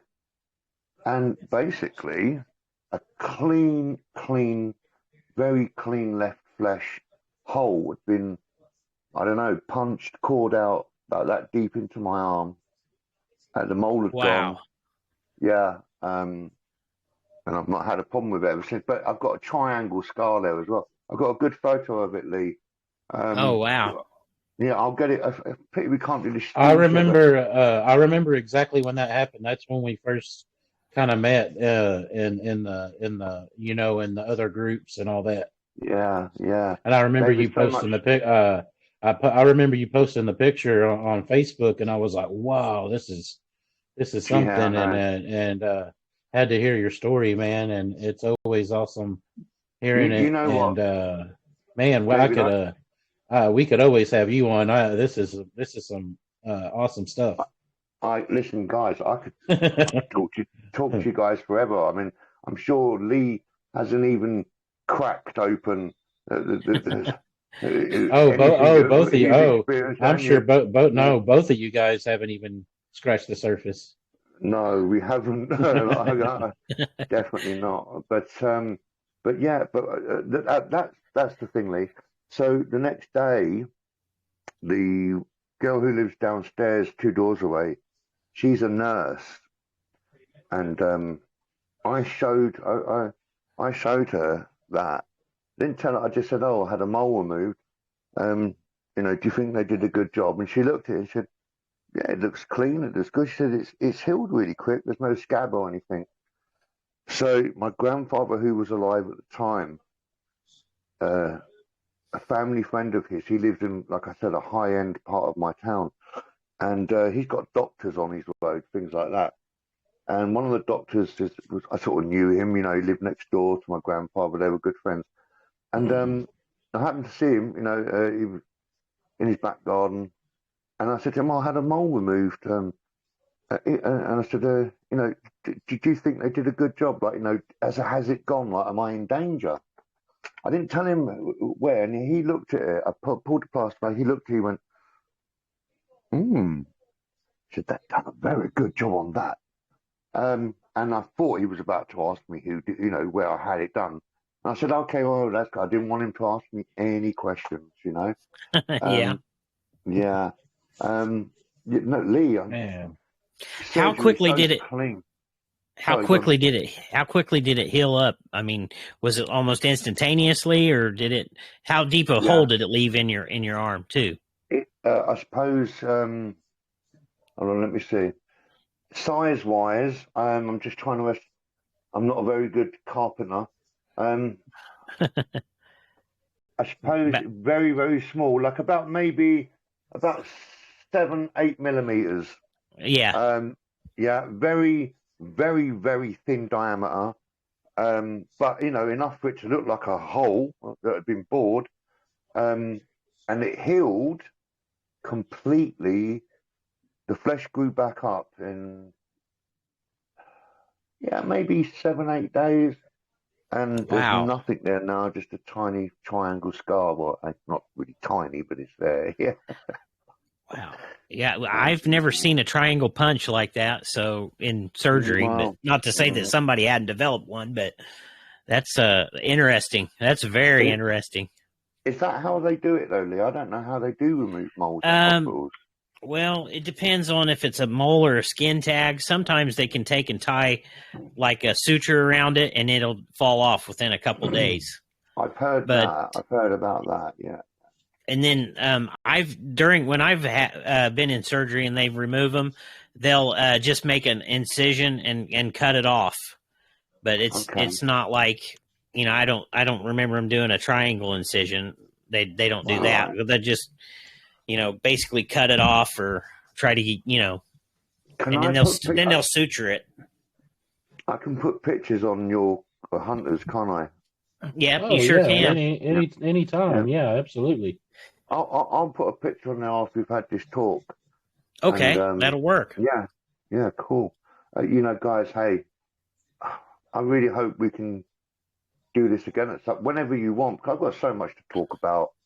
And I'd love to hear your experiences, Lee. And hey, it's been an Hey, we've been through a lot, man. All of us have, and Yeah. it's an honor. It's an honor. It truly is. And you're our first UFO guest, and it's been awesome, man. It's been Guys, something else. And I've been trying to get you for a while, and at the same time trying to help you out.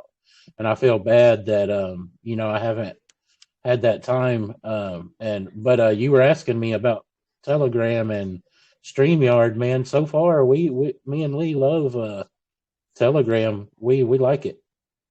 David, Um, since the day I met you, you've always been a trusted a supporter of my beliefs, and that is absolutely straight back at you. You're my brother. You're my overseas dude, man. And Thank you, the pleasure and honor is mine to talk to both of you. I just thank wish, you, I brother. really hope we can do this again, because I got loads Yeah. of experiences here and stuff that's happened. Not just UFO, but paranormal. No, I don't. I don't judge anybody. I know that there's so many things out there that are real, and a lot of people get criticized for it and made fun Some of of and bullied even these are people in actual dogmen and paranormal groups that are hmm just hmm it's ridiculous. You know how it is. I'm not gonna Yeah. Well, mention the the No, name of no. certain ridicule groups, but it's really crazy. the ridicule's been designed to put a damper on Yes, people that's had real experiences, and yes. it's been designed that way because it covers up what the real agenda is behind the scenes, Mhm. and they know what this stuff is, and they don't want the genie getting out of the bottle, because once it gets out, there's no going back. And That's right. once we figure out the truth and all the stuff that they're doing, which is probably not good, or what they're covering. I think maybe there's some good out there in the universe that they don't want us to be Yeah. Yeah. involved with, and that they're Yeah. keeping them away from us and keeping us away from them. And because I think they feed off of our misery. I mean, Mhm. why would they? That's why they tax us. Mhm. They want to keep us in a state of misery all the Yeah. time.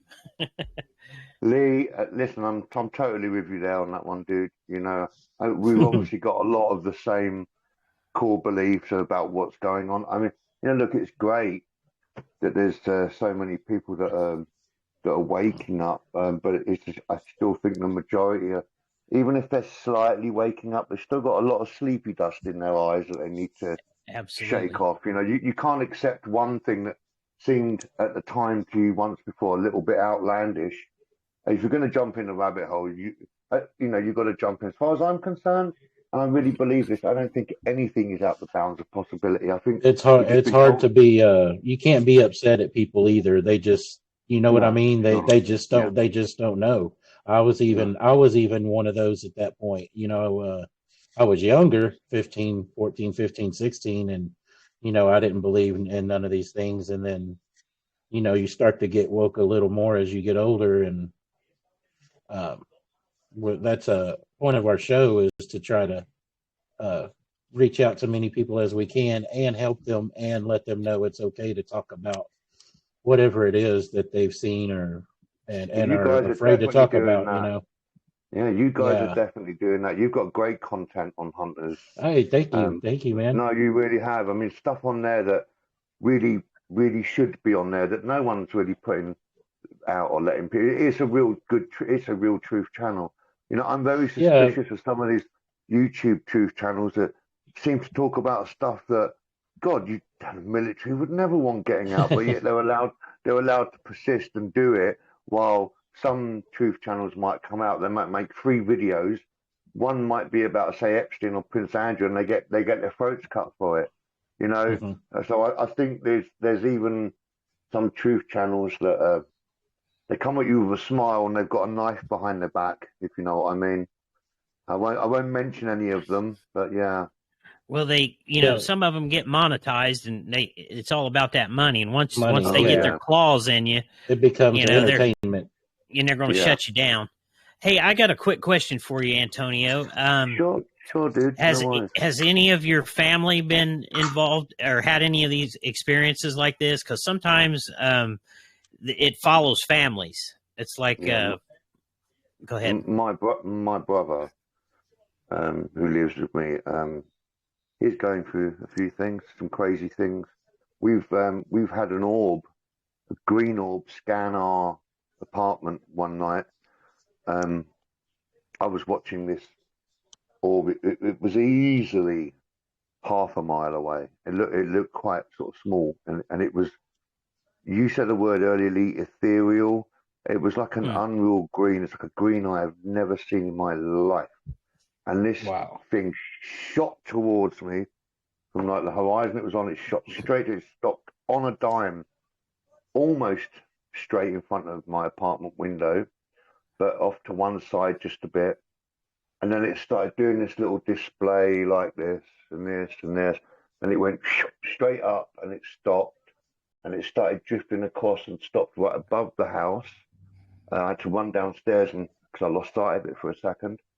And then it drifted slowly back across, came down, did one more left way of my apartment, one more right way, and then just went from where it originally came from, and it was gone. But my brother's woken up with some serious marks on him, and I think he's even got an implant, to be honest. Yeah, definitely. That's I've got evidence of that in a sense, but I think that's something I should ask him about first before we talk about it. No, definitely. Your family's from Italy, right, Antonio? Yeah. Is that correct? Yeah. How long have they lived in? You guys lived in England? So a very brief history then. My grandfather was taken prisoner during the war. Oh, wow. He was sent to England as a POW. Then when he was released, he went back to Sicily, met my grandmother, and Sicily wasn't doing too well economically after the war. It's war-torn. There was nothing really going on there in the way of trying to build a future, unless you wanted to join the mafia, I suppose. But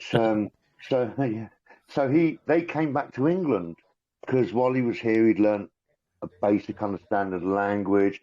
He'd made a few friends, and they came back over, and he got a job working for what was called British Rail at the time, which was our one and only train network throughout the whole country. It's all privatised now, but at the time it was government-owned.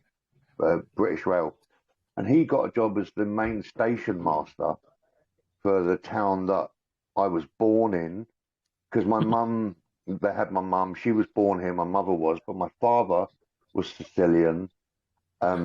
He was a friend of my grandparents, obviously he met my mother, but me and my brother were born here, but my mother's sisters were born in Sicily, and all my cousins were born there, so I suppose, I'm sort of half and half, The reason why I asked that is because there's it's a famous UFO case over in Italy. It's called the Friendship Case. Have you ever heard of that, Antonio? Yeah, the one from, is it the 50s or 60s? 56, I believe. That's right, yeah. No, absolutely amazing case. Did they say they were Venusians, didn't they? Is that right? Well, they may have. I know that there was a little short guy that they came in contact with, and a tall giant that they supposedly came in contact with, and they said that they had a base in the mountains somewhere there in Italy. Yeah, I could believe it. Yeah. They said it was a mass sighting. I was reading some stuff about it. A mass sighting in Italy. Well, Italy's close to Spain, or Italy's close to Greece and Spain. Yeah, Greece is next to it. Spain.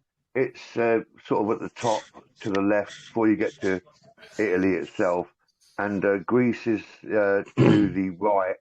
On the sea that's next to Italy, no, that's rightly, yeah. The reason why I mention this is, there's a lot of talk about the Greek gods and the demigods that came from there, and there might be a possibility that you have a tie to that lineage way back, in the ancient times. Oh, that's a good. And that may be where your connections are coming from. Yeah, it's a connection there, maybe. You know, there's two things about this, guys, that sometimes this grips me and fascinates me, but sometimes if I go through a run of experiences, whatever encounters, sometimes I just want it all to stop. But I would love to know why it is. I did on this, my last, I couldn't say it was physical because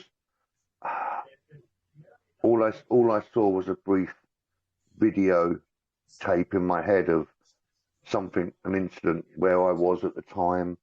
I was definitely not on this planet, but there was a human and a grey type being, and that's the only one I ever had a good look at. This was fairly recently, and I remember I woke up in this what seemed to be like a casualty area, and I remember looking to my right and I saw these women, children, and they looked war torn. You know, they looked like war refugees. And I remember looking back up. I was on the floor in this. You know, I wasn't looking at me on the floor, but my vision was like I was on the floor looking up. And these two, the human guy and the grey guy, noticed I'd woken up, and the grey turned around to me and he went, "It's okay, you're okay, you can go back to sleep now." And that's the last thing I remember. But I woke up that morning with dry blood in my mouth. I hadn't bitten any teeth, I hadn't done anything. You know, there was no damage to my mouth, but I definitely had dry blood in my mouth. Wow. Yeah, that one's making me tingle a bit, actually, guys. Sorry. No, it's cool. It's cool. It's all right. Have you had any? Have you had anything not necessarily prophetic, but have you had any visions of the future of, not Earth changes, for example? Have you seen any visions of floods or catastrophes or anything like that? Like future events that have not yet happened, but possibly could happen? Right, okay, so this is the thing then. So that experience I just told you about, there was a build up to that. So the day before, I had a vision, whatever you want to call them. Through the night, I was watching these. Again, it was off planet. When I say off planet, it was an Earth type planet, but it was either not Earth or it was Earth in the future. And what I was seeing were what was human Air Force like planes going in to attack what looked like these big mechanical monsters, was sort of like a crushing buildings, and I could feel the building shaking. I could feel the fear, like if I don't get out, I'm going to die. This is it. I'm dead now. People screaming, all that sort of stuff. So I've had things like that, Lee, but I've never had any visions like that. But saying on the prophetic side, about 3 weeks ago, I had a day where everything I thought actually predicted. It happened, everything. Literally, I mean, it was driving me mental, because I knew exactly what was going to happen in the day and how it was going to pan out. So I've had that, yeah. I had that happen to me one time. I was watching TV with my cousins, and I didn't even know that I was doing it. But I was having a conversation with them, and during the conversation, I would mention something, and immediately would come on the TV. Then I'd mention something else, and it'd come on the TV. I did it, and my cousins noticed it was going on the TV, and they said, "Look, he's like mentioning everything that's coming on the TV," and I didn't even know that it was going to happen. And I'll have dreams about things that'll happen, and within probably 2 or 3 days, they usually come true. One example was where I work at. I said, I walked up to our boss, and I said, just out of the clear blue, I said, "So when's our new doctor coming?" And she looked at me and she said, "Well, how do you know about that?" And I said, I dreamed about it. I said, I knew there was somebody coming because I dreamed about it. And sure enough, we got a new doctor. Hey, that's really freaky. I worked I was head of security for a place, and I was having lunch one day with this woman who'd just come back from holiday, and at the time it felt like I was just thinking simple logic. I said to her, "So when's the resignation going in then?" She looked at me and her mouth dropped open and she went, "How do you know about that?" And I said, "Well, it just makes sense. You've been on holiday. People always think about life changes when they go on holiday." No, I don't know, but I hit the nail right on the head. I mean that's just sort of one glib example, but like I said 3 weeks ago, I knew exactly what was going to happen to everything I set out to do that day. I knew what the end result was going to be. It drove me mental that day, but that's eased off a little bit. But do you notice having things like that happen to you every once in a while, being able to predict stuff? Sure. And then does this happen to you also? You see numbers like the numbers 1111 or 111 or 222 or 333. I don't see the numbers, but I had a very, very, very intense thing with numbers. Now, this actually, thank you, Lee. You helped me to connect some dots here. So, You're welcome. when I said that at the missing time experience, I was in my early 20s. Well, Yes. I was living in that same house, and I was standing in my room one day, and someone shouted in my ear two sets of numbers, 21, 22, and that it was like they were screaming it once in my 21, 22. I wasn't on drugs or anything like that. I wasn't drunk. And those two numbers have always stayed in my mind. I'm trying to work out what they mean. 21st day of a month, the 22nd year, 2022. Maybe use them in some lotto numbers too. Hey, how about the year 2021 and 2022? What we've went through the last 2 years. Maybe. Wow. Yeah, I mean, because it has been the last 2 years as well that some channelers, two different types, two different people so far, both said the same thing about what they're picking up, recent activity and that from me. And maybe these are the years that I can finally come to terms with it. I don't know. Maybe like that woman said, they're giving me a break. They're letting me go. I'm old. I'm 50. No one wants a 50-year-old abductee, whether you're an alien or a human. You know what I mean? So I don't know, but yeah. But 21, 22. Sorry, Lee. Go on. Yeah, that's all right. 21, 22. That's like you said. What I was going to ask you was, have you had anything what you would maybe think of as a download of information happen to you? Yeah. But sorry, Lee, go on. Was it like what happened to me was I got the best way I can say it was it hit me right between the eyes when I was laying down, and it was symbols, numbers, and letters. And it was like it was downloading into my mind just as fast as it could go. Like it was. Wow. Okay. I've not had a download that sort of intense. What I have had is there's so this has happened, I think 3 times that I could say safely, that I've woken up in the morning and, for example, if there's something I knew, something I wanted to make, like whether it was electrical or something, I would wake up in the morning and go, I know how to make that. I'd say I dreamt it through the night, all the plans, but who knows? It could have been a download, but I woke up and just knew how to do it. I knew what I had to get to do to put these things together. I've had that 100%, definitely. Yeah.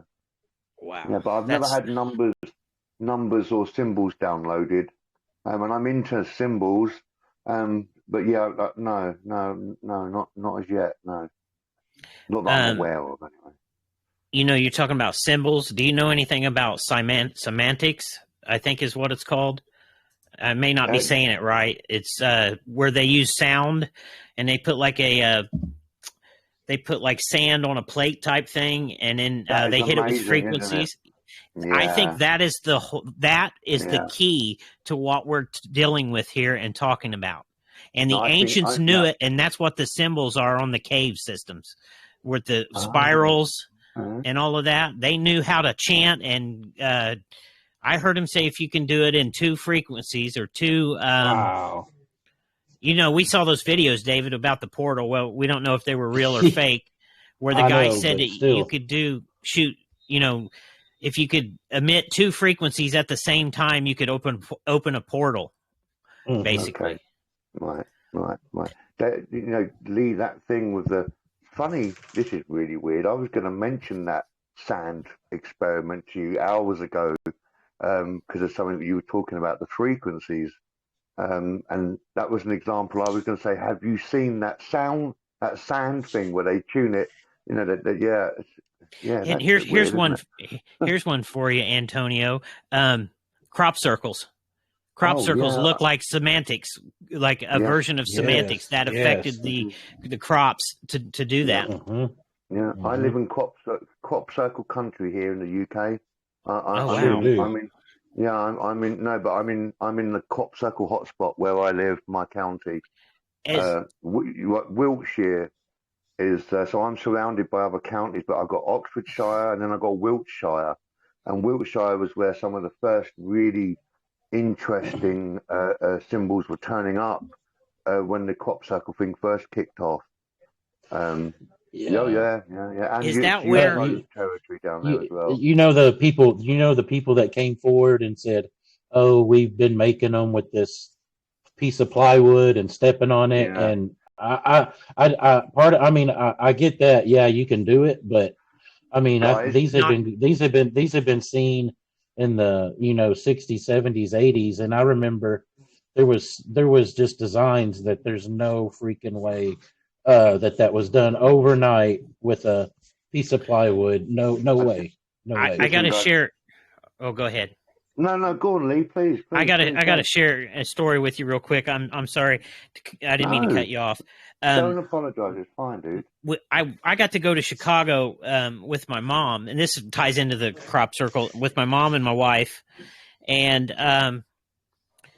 my wife was doing she was writing test questions for the nursing book that comes out called an NCLEX here, where they take the test to become a nurse, and she was writing the questions for this the book. Well, during the day when me and my mom didn't have anything to do, we'd go out and ride like the tour buses and this and that. And when you're in a big city like Chicago, there's just million people walking around, or thousands of people walking around, right? Well, I had watched this episode of History. It was on the History Channel of Ancient Aliens, and they had a guy on there. He worked for 40 Times, and he had wrote an article about what was called mowing devils. And these mowing devils, you probably know about it, right, Antonio? They were English law. Yeah, sure. Yeah, like basically they're described as like crop circle type things way back. Yes. So anyway, way back. Yeah. I saw him on the show, and his clip wasn't probably maybe 5 minutes long, if even that. So I see him on the screen, and I'd seen him like 2 or 3 years before we went to Chicago, right? And so we get off this. We took the double-decker tour bus around town and was looking at stuff. And we get off the bus, and we got to walk a few blocks to get back to our hotel. And so I get off the bus, and immediately it just like, I don't know, it's like a sixth sense. It hit me, and I looked down the road, and I could see all these people walking, and I hear this basically inner voice tell me, you need to pay attention here because you're going to recognize somebody that could have been famous or be famous. And so we're walking down the road or the sidewalk, heading back to the hotel, and about halfway there, I catch this guy out of the corner of my eye walk by, and it was out of the corner of my eye. I recognized that he had these really pronounced looking pork chop sideburn looking things. And I thought, and when I seen that out of the corner of my eye, I turned and I looked at him, and I thought, that guy sure looks familiar. And then it dawns on me, it's the guy from the History Channel that was talking about the mowing devils. And so I walked up to him out of all those people in that crowd, and I said, "Hey," I said, "Hey, sir," I said, did you happen to be on a show called Ancient Aliens where you were talking about the mowing devils on the thing?" And he chuckled and started laughing, and he said, "I would have never thought anybody would have ever recognized me." It like really blowed his mind. And I said, "Well," I said, "I did." I said, "It was nice to meet you, sir. Have a good day." But what is the odds, man? Is he an American guy or was it the English guy? Simon Collier? Yeah, he was an American guy. I believe he went to the Indiana University. And, okay. Wow, that's cool. Is he the one that wears the glasses and he's always on the Ancient Alien shows? Well, he does wear glasses, but I've never seen him on another episode of it. I mean, if he may have been on another episode. Yeah, I think I know who you're talking about. He's a well-known UFO guy. The two guys David was referring to a moment ago that came forward. So we were told that they touted themselves. They were called Doug and Dave, two old men, right? Now, yes, I've made a crop circle. Me and my friend years ago we did it. It got into the local paper, so if I can find the headline, the picture on the headline, and all it says is mystery circle appears in Caversham. Caversham is a town just up way back, a little bit back over that way. And you know what? It took us easily 4 hours just to do a flat circle of maybe 60-foot diameter. I mean, really, it was impossible, and it didn't even look that good. And yeah, there's no way two old men could have been doing what's going on, and especially now when you see things like that alien face. It's like dots and dashes and different geometric shapes, yeah. and yeah. Oh, yeah. But the technique. It's not even a circle anymore, is it? Of crushed wheat. It's interwoven. And they're so big you can't even. I mean, they're so big you can't even. It just boggles me how if that's made overnight, there's just no way. You know what I think they're trying to show us? I think they're trying to show us technology. I think they're trying. It's almost like blueprints for like different technologies, like something that could help us, that geniuses would be able to look at and say, "Yeah, look, I could put that together and I could build that." You know, I think there's messages in those crop circles. And the one is it the I don't know where the radio towers are. The one where the alien head appeared, and then it had like a disc. That's the one I was talking about. Yeah. Is that was on the? That ain't Arecibo, is it? No, I don't think. Are you talking? If you're talking about the face that's on the planet? Yeah, and then it had like a disc, and the disc had binary code on it. I want to say that was spotted on Mars, but I could be wrong. Well, it was a crop circle, David. It wasn't on. No. I thought you were talking when you said the face on the planet. I thought you were talking about. No. Talking about that. No. It was the when one you that said appeared, face on the planet. My bad.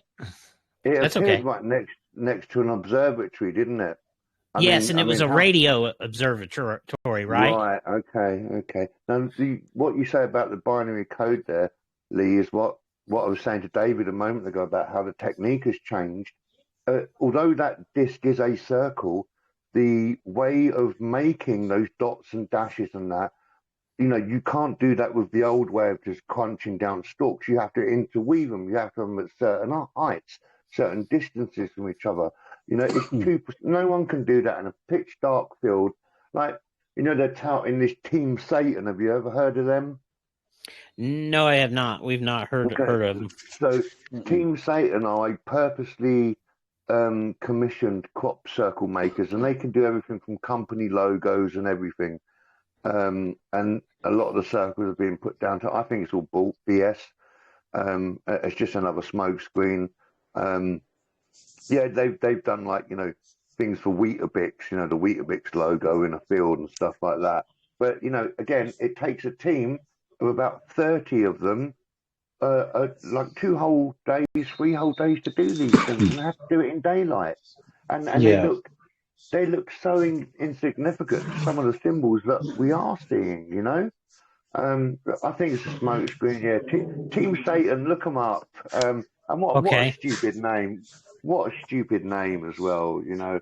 It's like if you're into gematria, the Doug and Dave thing, so D is the 4th letter of the calendar, and 44 is a very big Masonic number.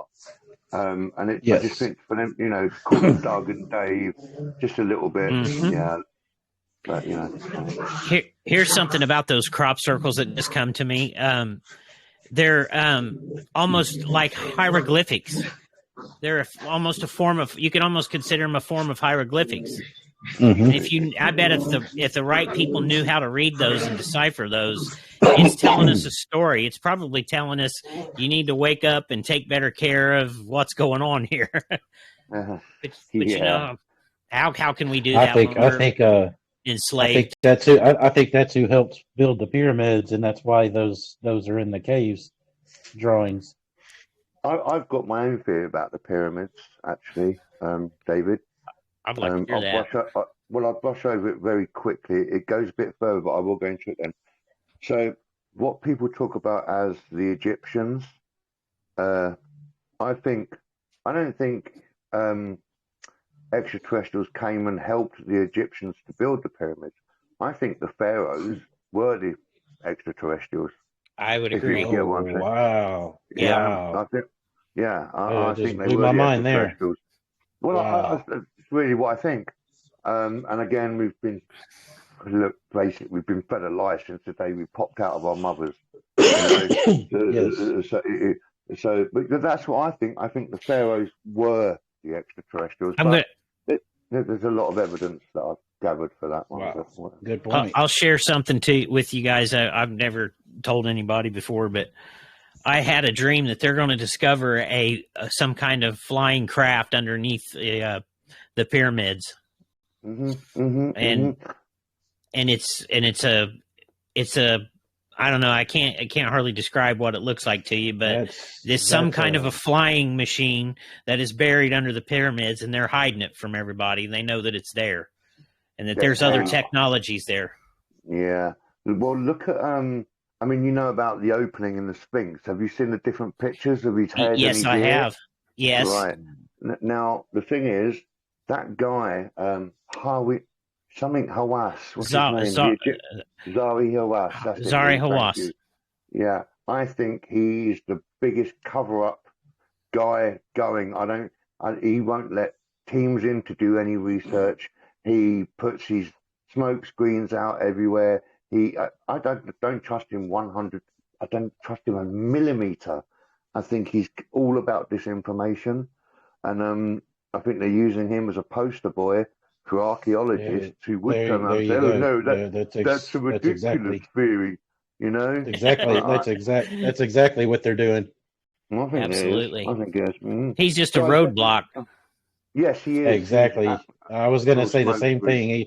He's basically just a brick wall or a roadblock, you know, that they purposely put up. He'd make a good politician, wouldn't he? Just kind of like the news. Yeah, exactly. Here, believe this. Oh, okay. Yes. He's a political archaeologist. Yeah. You know, oh man.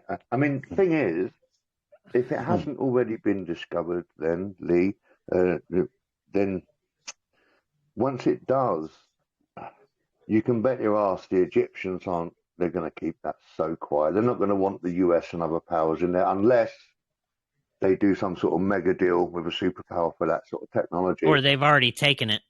Or they've already taken it. But then you've got to look at maybe, yeah. But then Egypt, I've never been to Egypt. I don't know too much about it. Is it a rich country? I mean, would you say it's civilized, westernized?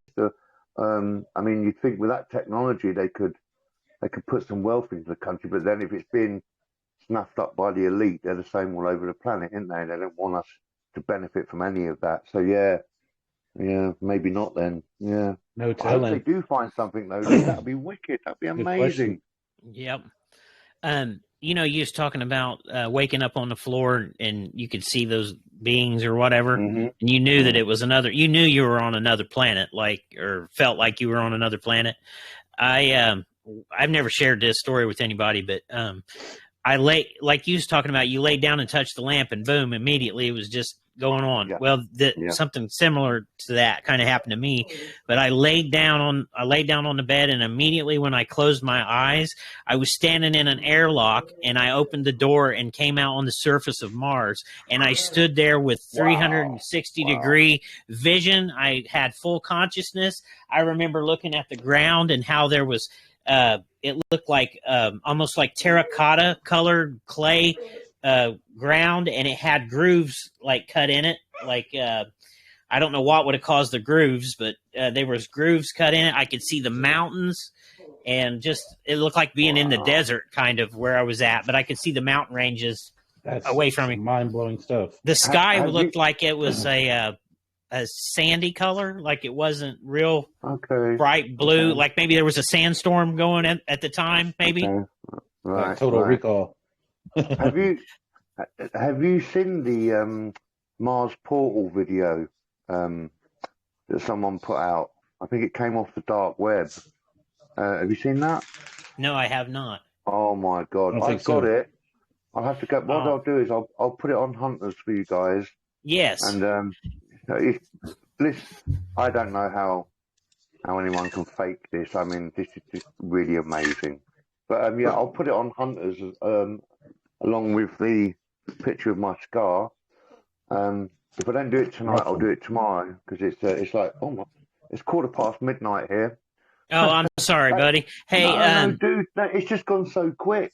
It feels like we've been talking an hour. Yeah, sure. I was going to tell you, anytime you need a platform to speak out on, or you want to come on here and talk about anything you want to talk about, you've always got a place to come to, and it's a safe place. We have no judgment. We know that this stuff is real, and it's a place for you to come if you ever need help with anything. We'd be more than glad to help you with whatever we can help you with.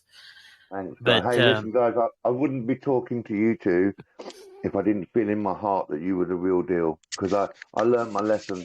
I learned my lesson with that one. David knows about that. Yeah. So, yeah. And that should have never happened to you, and I'm sorry that it did, but you will never have to worry about that. Any of our guests that come on here is never going to have to worry about ridicule or any doubt in their mind of what. We're never going to judge people here. That's not what we're what we're about. We've been through these things. We know they're real. I know I say that every time I'm on the air, but I want to know the answer. I want to know what's going on. They're hiding it from us. There's some reason we've been chosen to be able to see this. That doesn't necessarily make us special or anything. We just, we just have seen into another realm and another world and other beings that are out there that really exist, that the majority of people have no idea or a clue. And I don't know if it's because we can handle it or what, but it's a reality is what I would like to say. Hey, listen, I've got a friend who was the biggest skeptic you could imagine. And his sister passed, and he was with her at that moment. And he felt her go straight through him.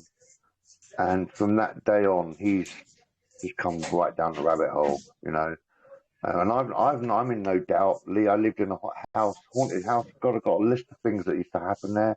Some quite crazy things.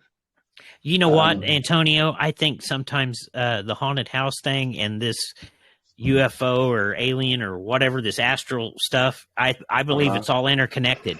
It's all interconnected. Yeah, you know what? I'm coming to more that sort of train of thought, but I think it, for me, because the paranormal activity happened when I lived right next to a cemetery. But I think it's to do with that frequency thing that you said right at the beginning. I think that is all interconnected. I think the dimension is completely crossable to those who know how to do it. Whether we call it ghost, ET, demonic, this, that. I think it's all crossable. And like you said, for some reason, some of us are being allowed to see a bit of that. I was going to tell you guys earlier. You remember I said that my experiences started when I saw that thing with the eyes in the woods. Yeah. When you talked about the lightning, that gave me a flashback of something that happened to me when I was little, and it was another experience that I had with the lightning. My bed where I used to live when I was little was horizontal with this window that faced to the west. And in the summertime, we didn't have air conditioner back in the, late 70s, early 80s when this would have happened to me. And we'd slide the window open at night and I'd get a cool breeze coming in. It'd just be really relaxing while you're sleeping. And I remember laying in bed horizontally, and when you went into my bedroom, it was kind of narrow because I didn't have a real big bedroom. But I had my toy boxes and all that stuff, dressers on the side, and then there was like a little pathway that you could walk in. I don't know, maybe 2-3 foot wide to walk to the bed. And I was sleeping at that night that this happened, and I remember the wind coming through the screen, and it was nice and cool, and it was a nice, cool summer evening. And I remember a flash of light, a loud boom, and then it was like somebody had picked me up out of bed and turned me. If the bed was it was horizontal to the wall, and then you had to walk in, it would make like a T, if that makes sense. Like the little walk area would like tee up to the bed. It was like somebody picked me up out of bed, turned me sideways, and dropped me right out of the air, about 3 feet out of the air, and I landed right on the floor.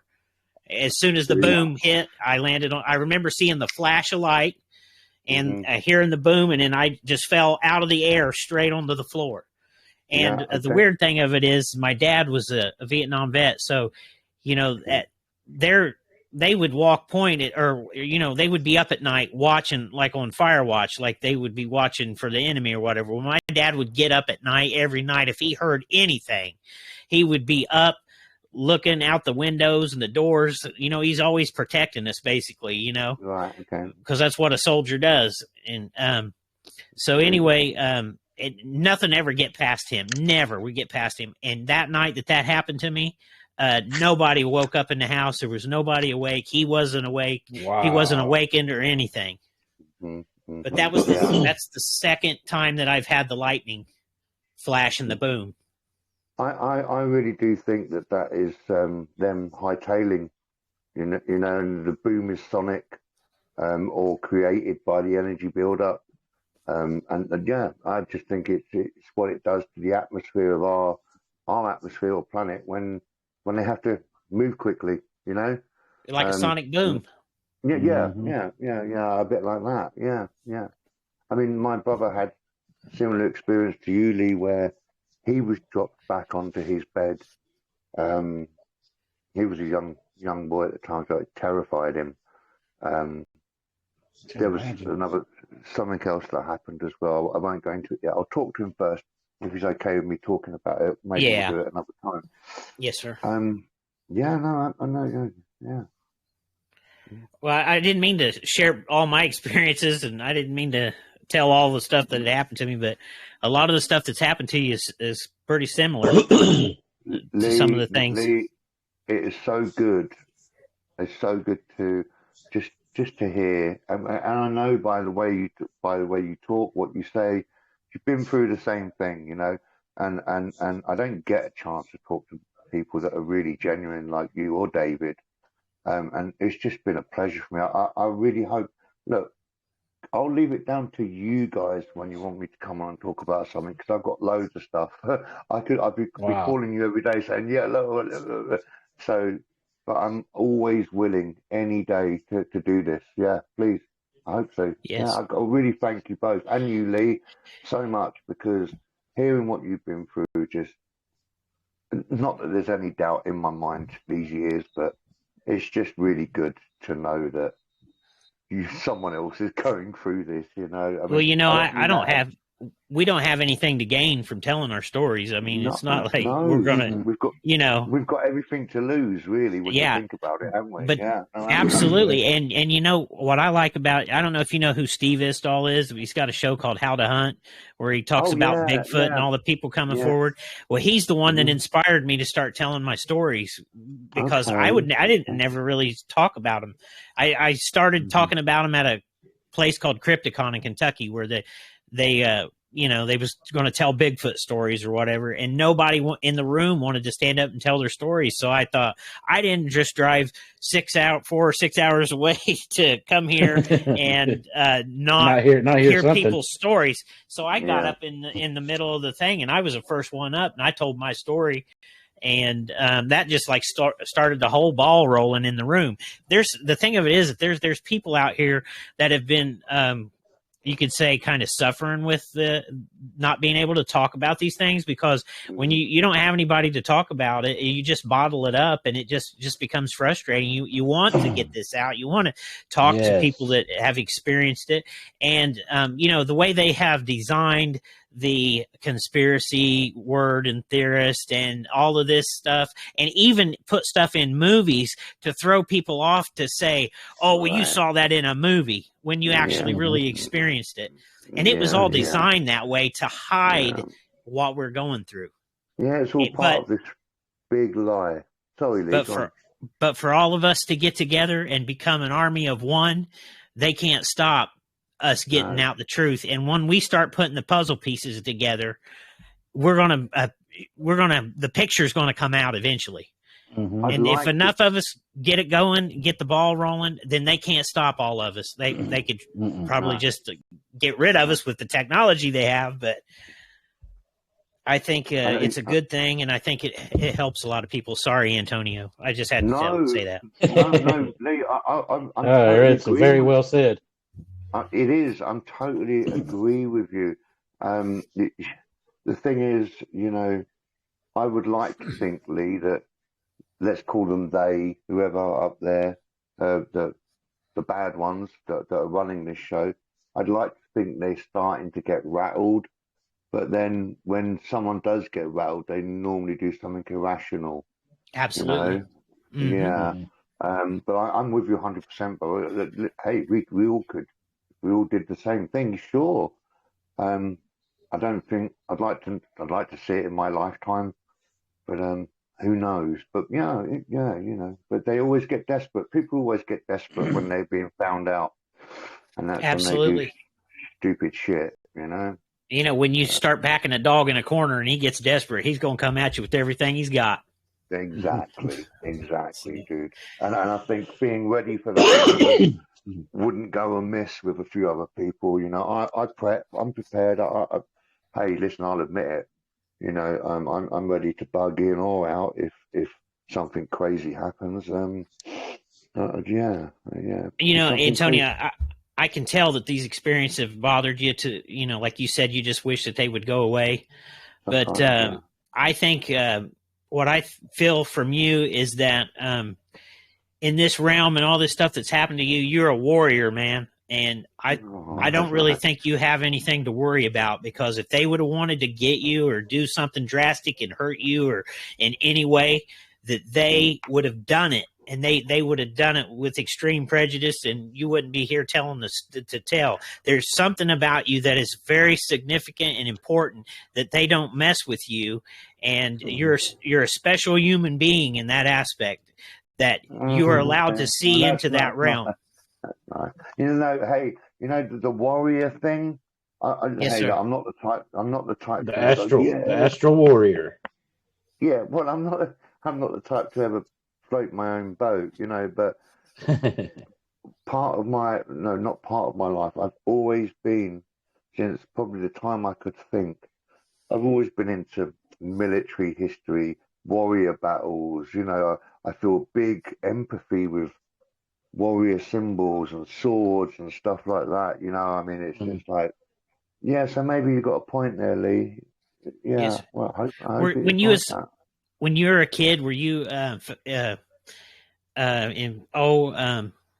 like infatuated or with like knights and armor and stuff like that? Because when I was a little kid, I was always drawn to that, the knights and armor. I don't know how to explain it. It was like I couldn't get enough of it. I couldn't get enough. I wanted, especially the ones from Scooby Doo.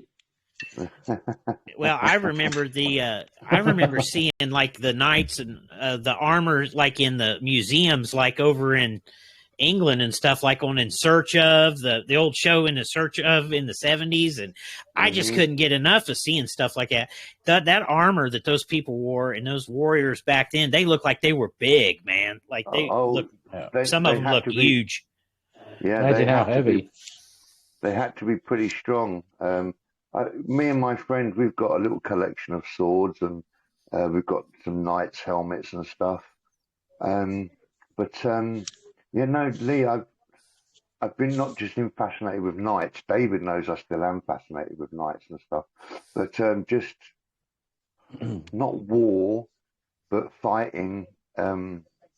Because I hate war. You know, I don't want to see people die. But it would be a lie to say I've not had a infatuation with conflict. Probably the best way to put it. You know, survival, bushcraft. All that sort of stuff, Lee. Yeah. Have you always been where you were always thinking of how to survive or how to look? You always looked at it like, whenever I would watch like horror movies, for example, I would think, now, if I was in this situation, how would I get out of it? You know, I'm always thinking of that. And I got another question for you, Antonio. Sure. Your reflexes, when you were young and up to now, have you had like crazy weird reflexes, like something would fall off a shelf and you just boom, reach out and grab it really quickly? Okay, so here's the thing. I taught myself how to play the drums when I was 15. And again, without floating my own boat, I was quite a sought-after drummer for my speed and reflexes. And every time that used to happen, if I caught something, that fell off the shelf, so people just go, hoo, hoo, laugh and go, drummer's instincts, hoo, hoo, hoo. But yeah, you hit the nail right on the head with that one, Lee. David knows I used to be a drummer, yeah. Yeah, absolutely. Yeah. Okay. Why do you ask that? Can I ask why you ask that? Because I have weird reflexes like that. It's like I've been trained somewhere or something. Yeah, I've been trained, okay. and I know things that I probably shouldn't have. I'm not saying to the point of like the Matrix being downloaded, but there's something there. Like stuff would fall off the shelf behind me, and I'd grab it. I know what you're. That's funny you say that, Lee. I've had that happen to me. I can probably drop my cell phone and then juggle it 3 or 4 times and then catch it perfect every time, and then like something will fall like a jar off the shelf or something. I can reach and grab it real quick, and I get exactly what you're saying. Well, Lee, yes, sir. Go on. No, I was just going to say about you know certain things like you may have been trained in that. So I didn't want to say at the time, but since you seem to be reading my mind right now. Either that or we're living very, very similar experiences. One of the things I say dreamt was how to. It's going to sound terrible. You guys will probably never speak to me again. No. Was how to make a remote controlled bomb. Just me and my friend used to muck about with stage ordnance. Nothing serious or anything. We used to buy those electronic maroons that you press a button and they go bang. They're battery powered and that. And we used to muck around with all them. I for somewhere, maybe it was a download, but from somewhere I had gained a knowledge of chemicals, reactions. Hello, doggy dog. Hey. I'm having to hold him because he's wound up like a tornado. Oh no! But Lee. Yeah, I've got a few skills and things that I don't know if you'd consider them skills actually.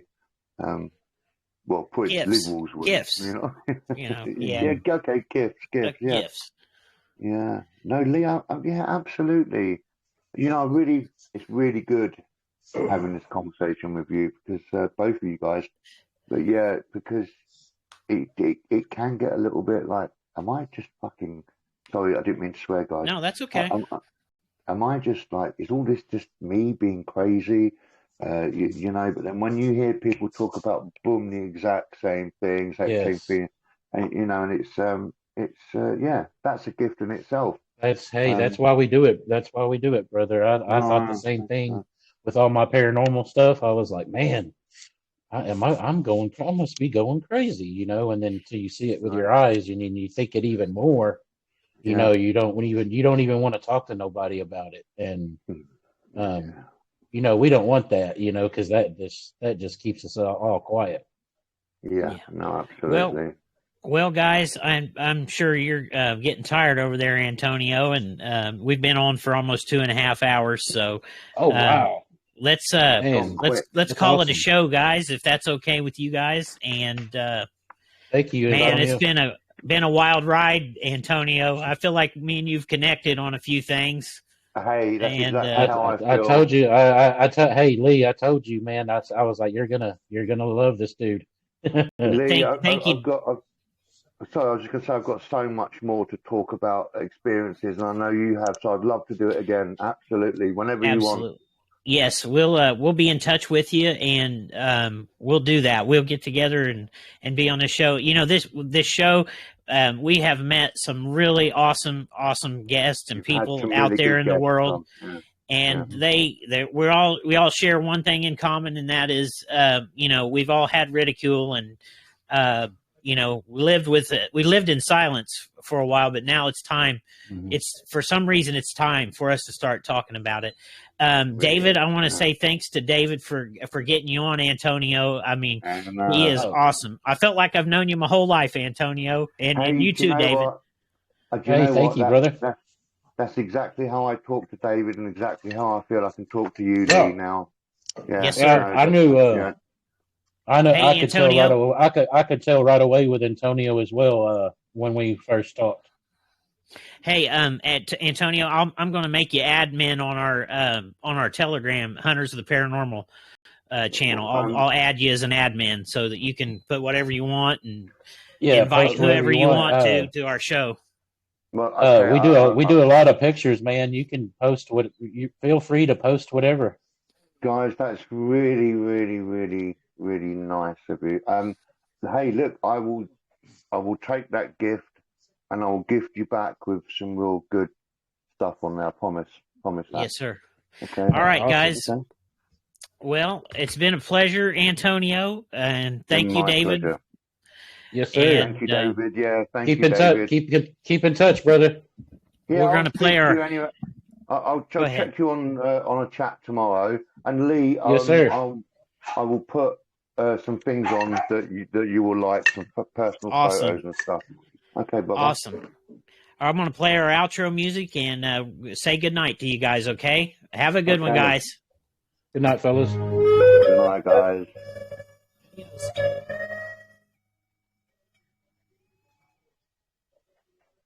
I love that. I